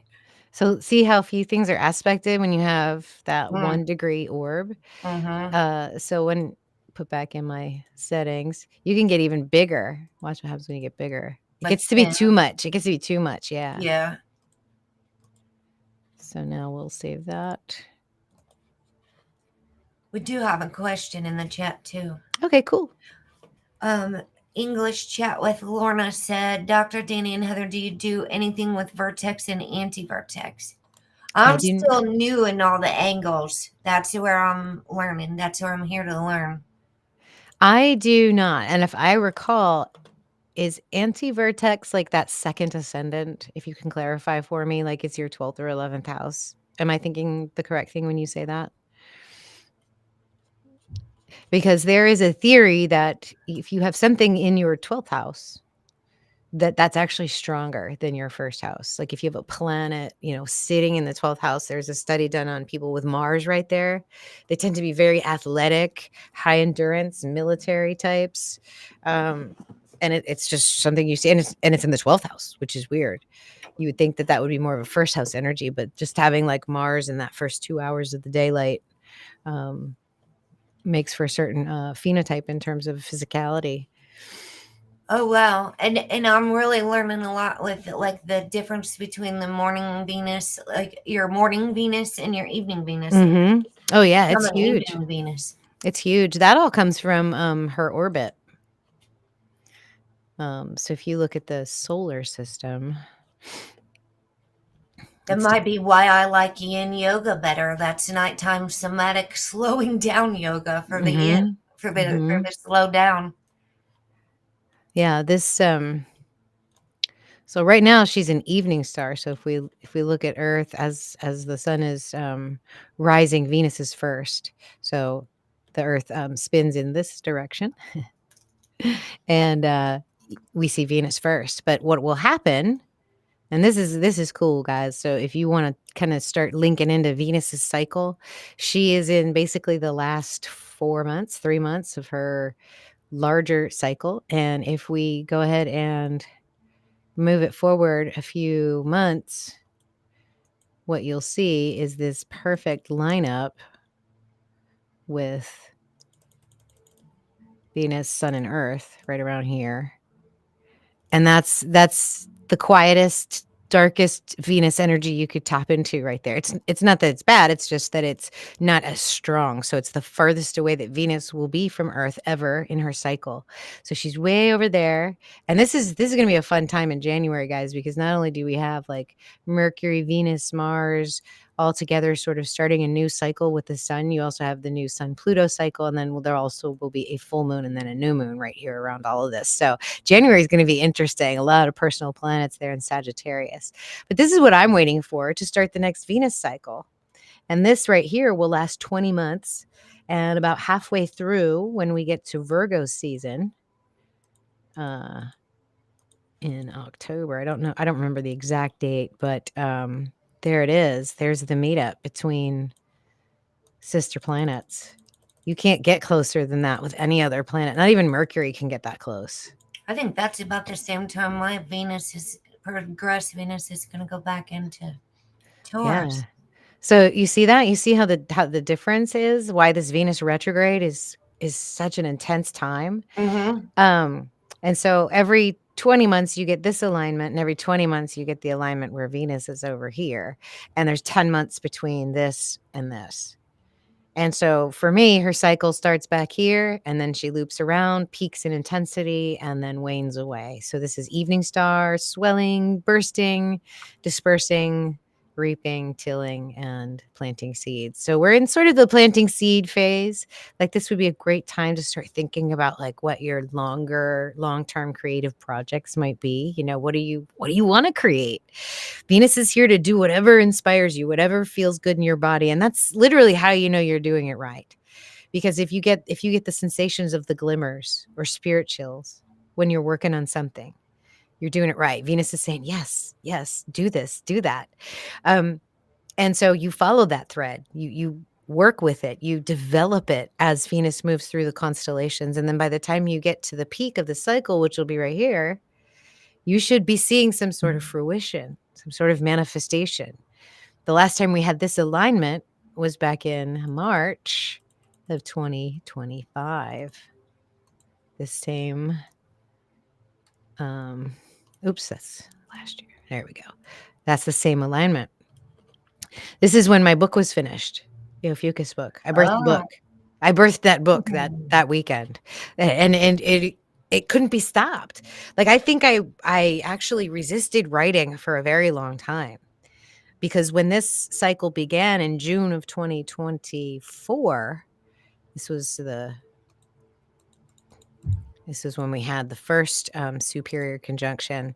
I knew I wanted to, but I was like, I've really never written a book before. I mean, I've written things, but I don't know if I really want to get in all that. It's a lot of work. The editing stinks, but it just kind of kept calling me. And so I would organize my files and I would put them together, and then I'd go away and I'd walk away from it for a little bit, and then I'd do it again. And then people started asking me about it, and I kept saying, well, God, like I was like, and then as this cycle started to ripen, right around like January or so, I got a very powerful reading where someone told me that I'm supposed to be an author, and not just one, but 2 different readings.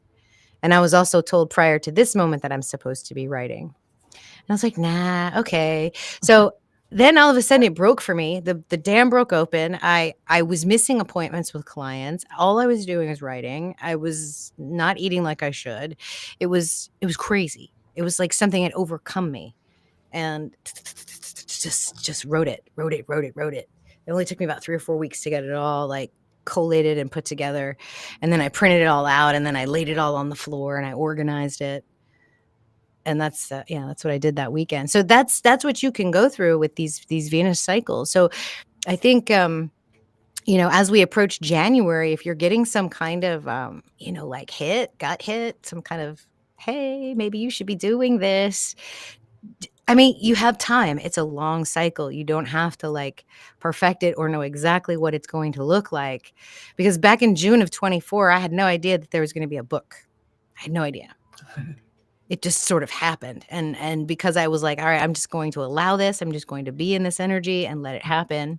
That's precisely what happened. So January is a good time to sort of take a breath and say, all right, Venus, what will you like to? And it's really perfect too, because you've got Mercury starting a new cycle, which is also, this is where you want to, those shorter sort of quarterly type 3 to 4 month projects.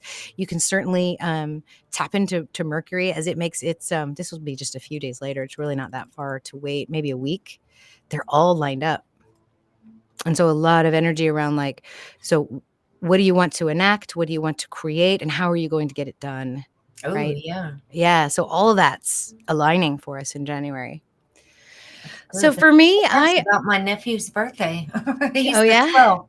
January 12th. He's right downstairs. He's 4. I think for me, I want to, I want to just expand into what I've already built, the structures that I want to find the souls that are looking for us, that are looking for this information. That's what I want to draw them towards our field so that we can, get more people to understand it. I'm really waiting for that one person that has, like 500,000 people as their audience for it to click for them. And if it's me that gets them into it, cool. If it's Michael that gets them into it, cool. If it's you, I'm waiting for that one person, Yeah. with the Yeah. 500,000 subs to start speaking Right. about True Sky Sidereal. I keep dropping off moon transits in big astrology groups, just Good. regular ones, just So like smart. today's Ophiuchus one. Just surprise, everybody. Yeah. Here you go. And I see love what they it. have to say No, about that's that. good. That's what I do too. I do it on Twitter and Uh-huh. YouTube. Like, the sun's not in Libra yet. I Not joined like yet. a whole bunch of zodiac and astrology groups that are like, let's talk about real astrology. And so I just went and shared the Ophiuchus moon, and I just plant the seed and leave. That's all I got to do. Just drop it. I don't need to argue with anybody. I don't need to prove anything. I just dropped it off, and that's what I do. I love it. So I love it. Do people respond to you? Do they? Yeah, often. I'm getting a lot of people that are like, whoa, Ophiuchus. Like, and here's what I do too.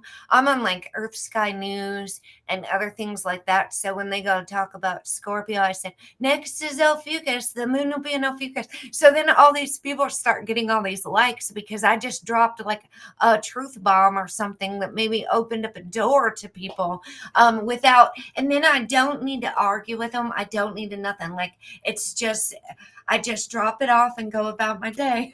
That's awesome. That's awesome. Yeah. All right. So let's see. We're at 13322 right now when I just looked at there. So I don't want to keep us all night long, but let's see. How do I don't see a lot of questions in the chat. No, but one just got answered.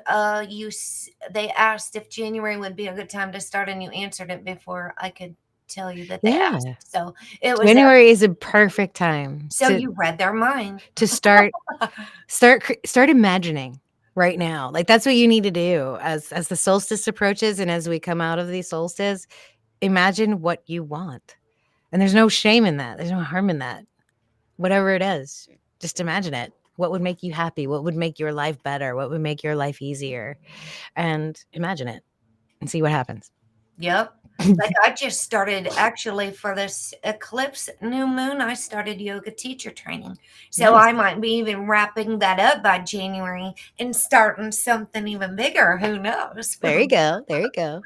Yeah, this eclipse for me was I want to say like 4th and 10th house. So and it's been that way for a while with the eclipses. It's like 4th, 10th, homework. And the two are just been blending over the last couple of years. I'm kind of excited for the nodes to finally move into like a 3rd, 9th house energy for me because my house has gone through some major transformations. Energy of property, like buying and selling, how I show up at work, what kind of work I do. It's crazy. It's so crazy how the astrology just lines up. It is amazing how it lines Spooky. up and falls together so Mhm. nicely. Like, even with the moon moving into Ophiuchus at this moment. That made me I didn't smile this plan it. morning. Yeah, when I saw where the moon was, I was like, I wonder if they planned that for the for Me the too, because I the didn't launch. plan it whatsoever. But as I Mhm. was doing my charts, I was like, oh, the sun's going to be or the moon's going to be transitioning right into Ophiuchus. Yep. So, all right, let's see here. You also weave Phi sacred geometry. You kind of talked about this with your angle too, and decoding into your work. See, that's what I labeled the angle on Capricorn, but I'm going to have to play with some charts and see if it was, I named it with Phi and give it that symbol. How does that connect with astrology? Have you already answered that? What, the golden Yeah, angle? your Phi, as you weave 5 sacred geometry and decoding into your work. Yeah, so you can use the digits of Phi as an alphanumeric cipher. So if you have a word and you want to know the gematria of it, you can type it into that Phi cipher and you will get a number. Those numbers can correspond to tarot cards. They can correspond to playing cards. They can correspond to dates. They can correspond to number of days in the year. They can correspond to another word that has the same number with it, right? So I think that's very interesting. Phi is created from the sequence of numbers called the Fibonacci sequence, where you basically add the previous two numbers together to get the next one.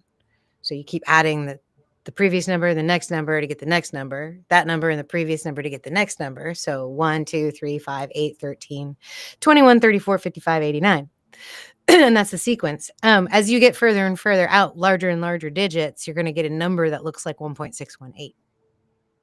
So that's pretty cool that there's this number that repeats itself in nature and it has a ratio that is an irrational number. So you can use that number to also find out where other strings of digits are. So you can take the whole long string of the Phi irrational number and say, where's 25? Where does 25 live? Because I have a number over here that's associated with a word. So you can do that. Venus encodes Phi with her cycles because she will orbit the sun 13 times in 8 years, creating a pentagram. So you have the 5, 8, 13 right there. And I think that so we normally work with a circle in astrology, right? But every time we go around the wheel, we're not in the same point in time. We're in a point in time that's farther along in the future. Like if this is 0 time and you're going up and this is the future, like you have your circle and you're going around and then you're going around and then you're going around. So what do you have there? You have a spiral, right? So the spiral, that's the key. And that's what Phi encodes. It encodes a spiral geometry. If you take one of those stars that we draw, that star, you can go into the pentagram inside of it and draw another star. And then you go into that pentagram and draw another star. And draw another star, and draw another star. It goes all the way down to the Planck length. It's a repeating pattern at fractal levels. And so for me, that's just proof that there is some kind of intelligent code behind energy becoming matter. So so that's why I like the decoding. That's why I like numerology, because I think that's where synchronicities show up all the time for us. It's from our subconscious recognition of those patterns.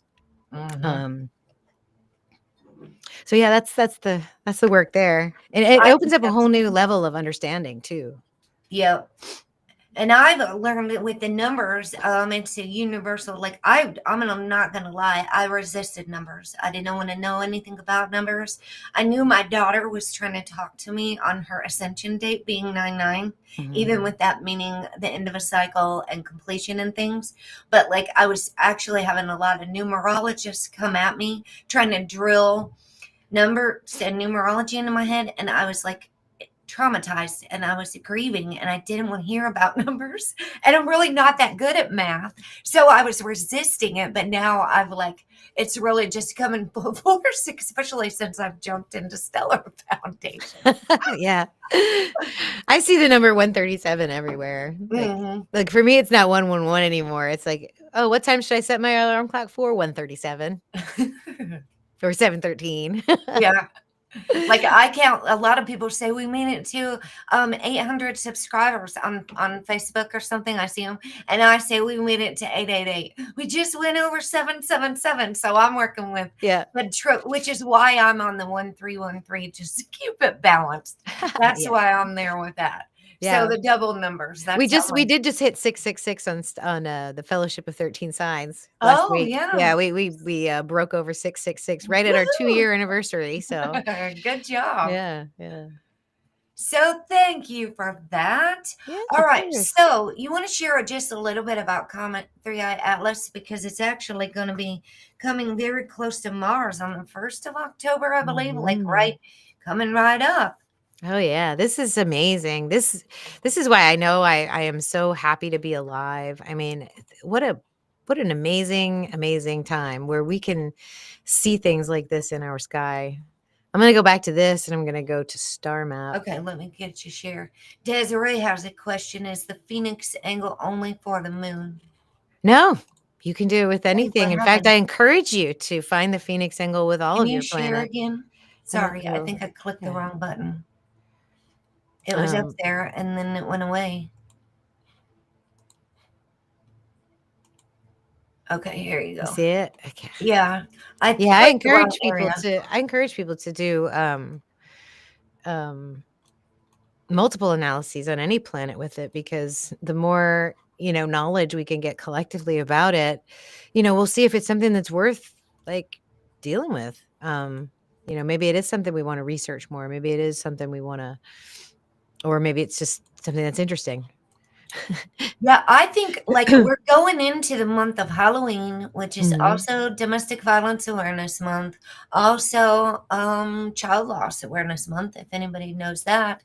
And so this seems like a really significant as we're flipping our man-made calendars over to October. What I love about this comet is that I it's affirming the cosmic healer's journey that's in my book. The middle part of the book is, the journey the clockwise journey that I told my mentor, and he's like, "Nah, don't tell people that." The comet's doing it. It's literally a fallen angel through Scorpio, and it went through the Hall of Records in Libra, and now it's like a piece of foreign cosmic DNA interloper entering the the body of Virgo. And when the sun and the comet are conjunct, they'll be right in the belly of Virgo. You see this right here. Yeah. What day After is that? passing Mars. So it's almost like I know this sounds like 0119. weird, but it just seems like it's like a cosmic impregnation to me. Like Wow, like yeah, this is the soul coming in from the place of creation, where the veil's thin. This is source. It's coming through. It's a fallen angel. It's gone through Libra. It's picked its path. And so whatever we were working on during that eclipse season, that's the book we're writing, right? And then now it's here to sort of inseminate the virgin yeah. and become. And so once we get through Virgo, after it passes perihelion right here, let me go this way so we can see it a little better. Once it gets all the way through Virgo energy, we'll be able to see it again in the morning. And then Wow. as it makes its closest approach to Does that go Venus. right by Venus on Halloween? Yes. On Halloween? Yes. Yes. Oh my goodness. Yes. The Day of the Dead of Halloween, Venus conjunction with the Atlas. Yep. Yep. Wow. And I don't know that we will be able to well, we might be, because Venus will still be visible. Oh, So we yeah. might be able to put a telescope on it there, but the comet will go all the way into Leo. Like December 3rd, I want to say, is when it moves into Leo. Let's see if that's where it is. Yeah. Teresa said, don't forget about the comet Swan. Also, it has a path trajectory to cross the Atlas path. And NASA issued a blackout for all observatories to not watch what happens on the other side of the sun. Who knows what the hell's going on? I'm not even worried about it, because this comet does not feel like a bad omen to me. No, For, it for feels those of us magical. for those of us that are tapped in and connected, in other words, not trying to control the narrative, not trying to scare people, like this could be good stuff. I'm just saying, like, we don't have to be afraid of it. No, don't be afraid. Right. So here in December, it's being reborn in the sign of the child. Like this Virgo Leo cusp for me is birth. This comet is rebirthing something. Something's being born here. So I think like mid-December, something's going to be born. Now I could be wrong. This comet could be a harbinger of doom. I don't feel that. Like when I kind of feel into what it is, I feel like it's an energy that is giving a lot of people hope, regardless of what they actually think it is.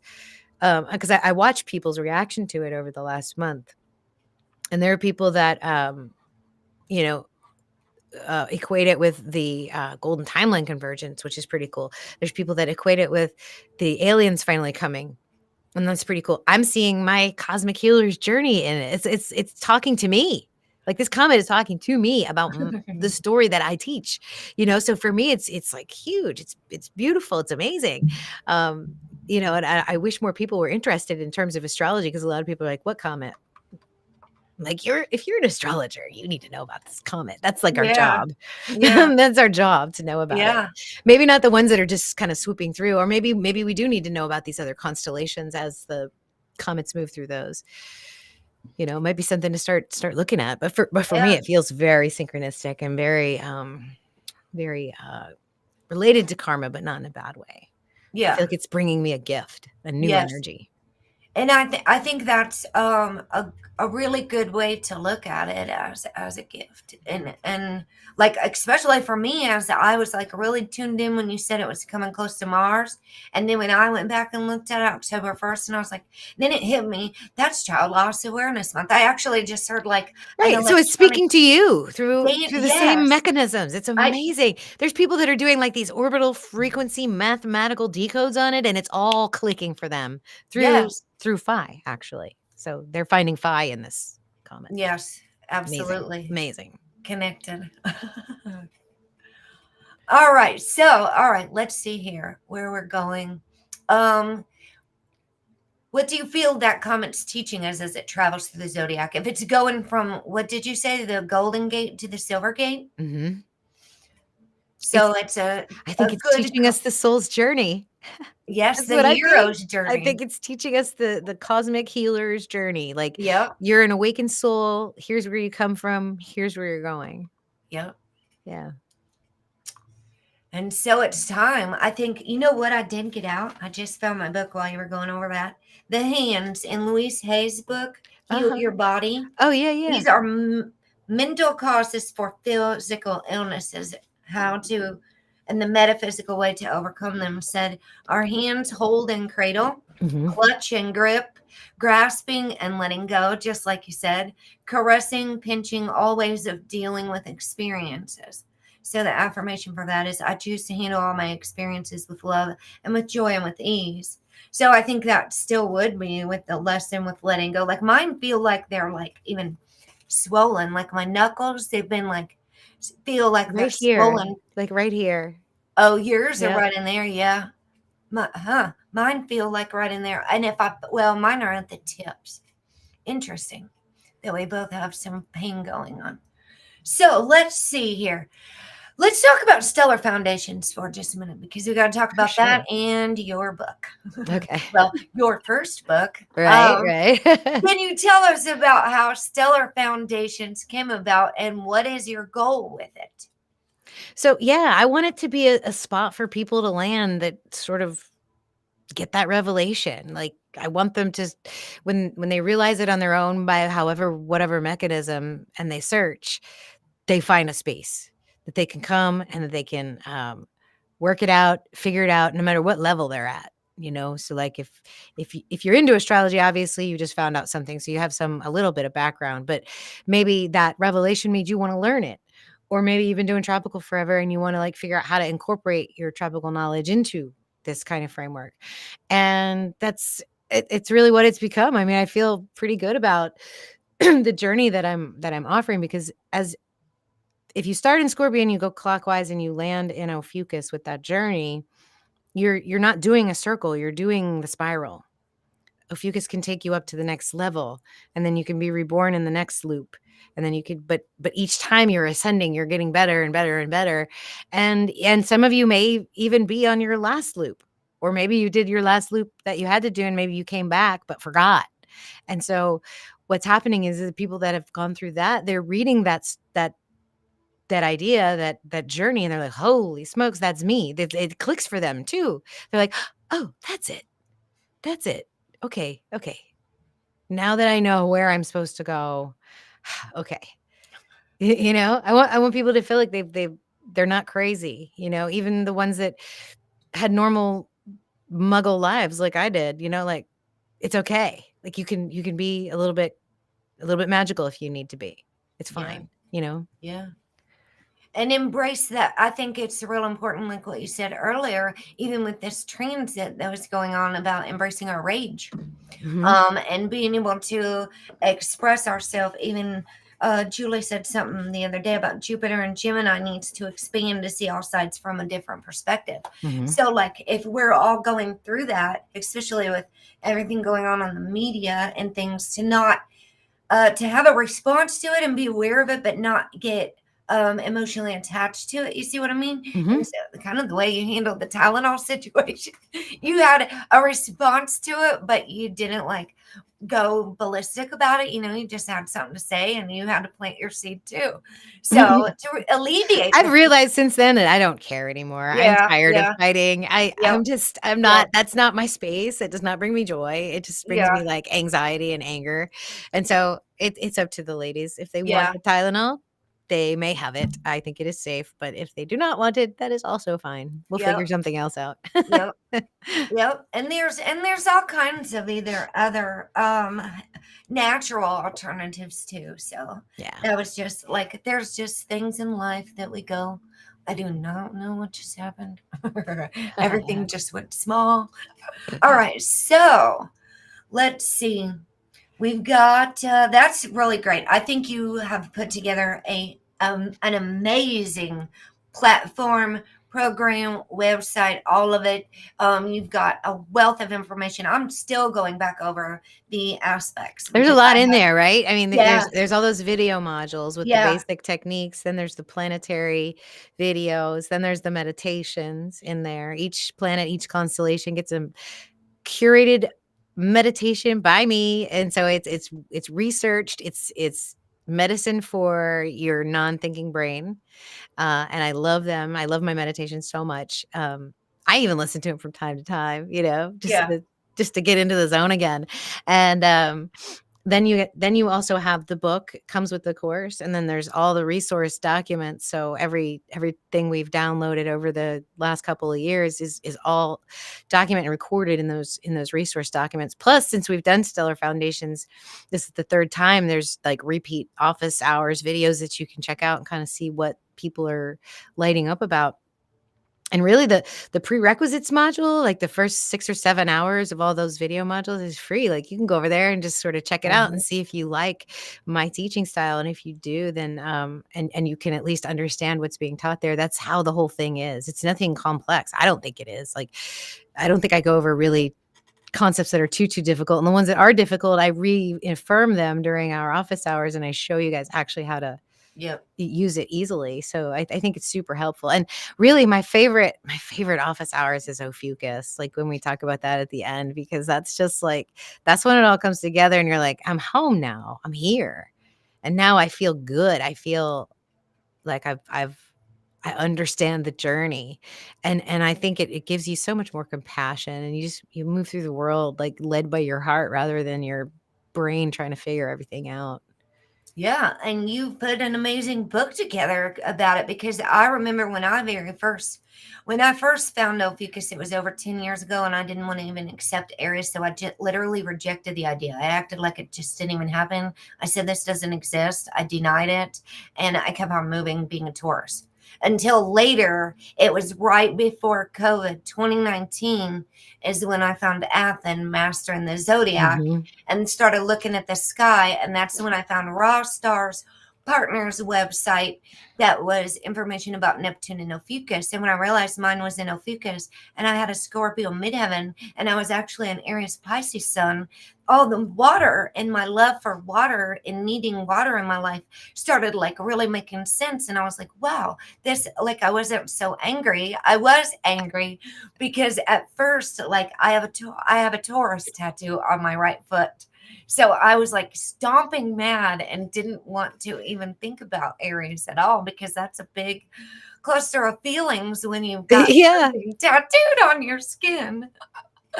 So it really opened the door right before COVID. And that's when I started like, all right, let me look at the sky. And then I was like, wow. And so I went ahead and read some of your stuff in your book that's online on part of the Stellar. I got it in the Acrobat part. I even downloaded it on Amazon, but then I'm like, you know what? I want the real book.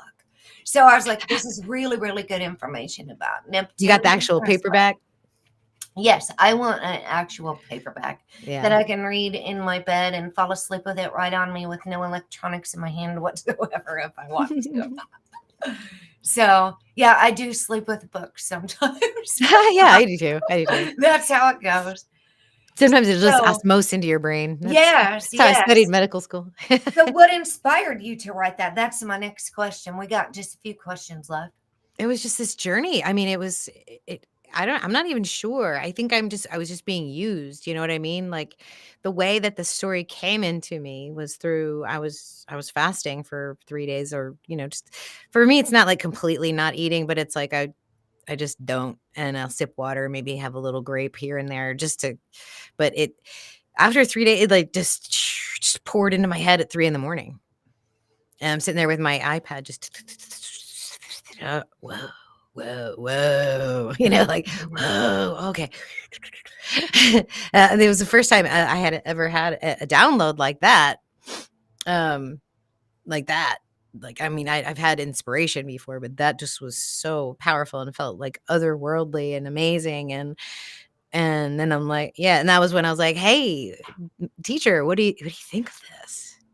It's like, okay, I can see you're lit up, but you shouldn't tell anybody. I was like, okay.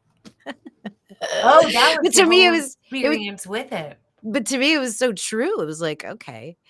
So I kind of sat on it for a little bit. And one of the things that I offer on part of my services is the new baby life journey. So let me tell you the baby's story based on this soul's path. And you use the signs and the houses just like they're laid out, but you just go in a different direction. And you tell the story of how this soul grows up, where the soul makes a realization. And it's interesting because certain placements can affect things. Like if somebody's got a whole bunch of stuff between Virgo and Leo, there might have been something really interesting about their birth. If they have a lot of energy in Gemini, they may have some inappropriate programming if it's badly aspected. They might have some very limiting beliefs in the Gemini space. So things like that. You can just kind of go through that. Pisces is the dark night of the soul or the great awakening. So their awakening mechanism, awakening to who they are and their godlike self, happens in Pisces. That happens in Pisces. You get your faith back. You take the duality and you merge it into one. And that's not a process that has words. I can't describe to you what that means for me. Like I can give you pretty words around it and I can paint pictures for you, but I can't really explain it to you unless you've been able to create that unity in your own mind. And so what's in Pisces? What if you have Chiron in Pisces? What does that mean? What if that's in your 11th house? Well, for me, my awakening came from realizing that I had a wound of banishment. So guess what I get to do while I'm studying Ophiuchus? Get banished. How cool is that? Right? I get to be banished so that I can experience that Chiron wound. I get to feel that again in this real life, not as bad as it was in a previous existence or whatever, but I get to say, okay, that's what it feels like to be banished from your tribe for having secret knowledge that no one wants to hear or they're afraid to hear. So that was pretty cool. I don't know. I think it's pretty cool. That was your gift to start in your direction. That was your Yeah. gift to open up the door for your teaching because it took off, and that was your gift that you were supposed to share. Yeah, and I mean, I'm a social person, like, I'm not a complete introvert, but if there's a whole bunch of hooping and hollering going on and it's 10 o'clock at night, I'm not into that. Like, I like to have my space, I always have, and to be out there in the public to show my face is weird. It was weird for me. It's not weird now, it feels Mhm. completely natural, but before it was like, "This is go on, put my face on YouTube what?" What?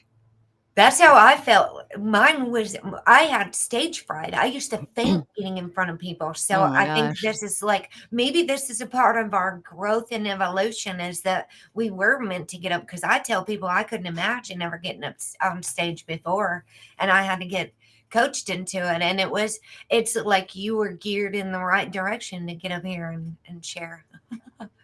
Yeah. So yeah, you just kind of stop taking yourself so seriously. Stop grabbing, Mhm. stop holding on to the identity that you think you are. You're whatever you want to be. Yeah. You're whatever you want to be.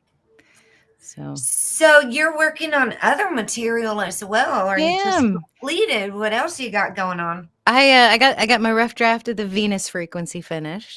It'll be about 90,000 words, I think. And I'm giving you everything. You won't have another question about Venus. All right. You're gonna have the divine archetypes throughout mythology. You're going to have Venus is Phi. You're gonna have Venus rules Virgo. You're gonna have how to decode Venus in your own chart. Then you're going to have all the reference material you need for any placement in the natal chart or in transit. So if you look at your chart, you go, "Oh my God, Venus is squaring my moon today." You can go Venus and Moon square transit to natal, and you can read that from my voice, Yeah, and like it'll as if be I were reading your chart. yeah, So yeah, awesome. Well, we look forward to that. I know everybody's looking forward to it. it's I the learned editing so much. process.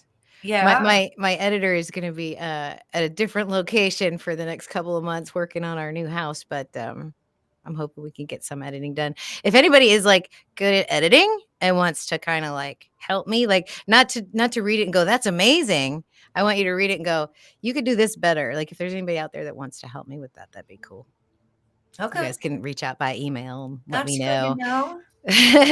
know. Some people are not good at editing and some people are, so if you have that in mind with like helping me improve the quality of the writing and to make it legible for the reader and understandable, especially if you know astrology, that would be wonderful. I can't pay you, but I I'll, would I'll be love you. I'll love you. I'll appreciate you. well, it's really good to have somebody look at eyes because sometimes Mhm, there's a misspelling or something like mhm. which we have word correctors now, but still, sometimes there is something that could be a different word or whatever. So that would be good. I would even be open to that if you need help with that. Okay, So, cool. okay, so we are going to probably wrap this up if you want to. All right. Yeah.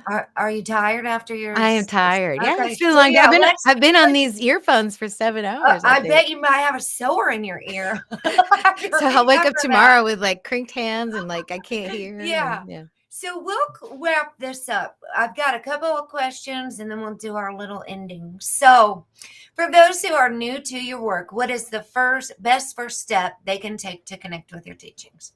YouTube, the YouTube channel. This is like hot off the press. The stuff I'm contemplating from moment to moment. It's usually if I'm not doing anything for a couple of days, it's because I'm working on something, and then you'll see it.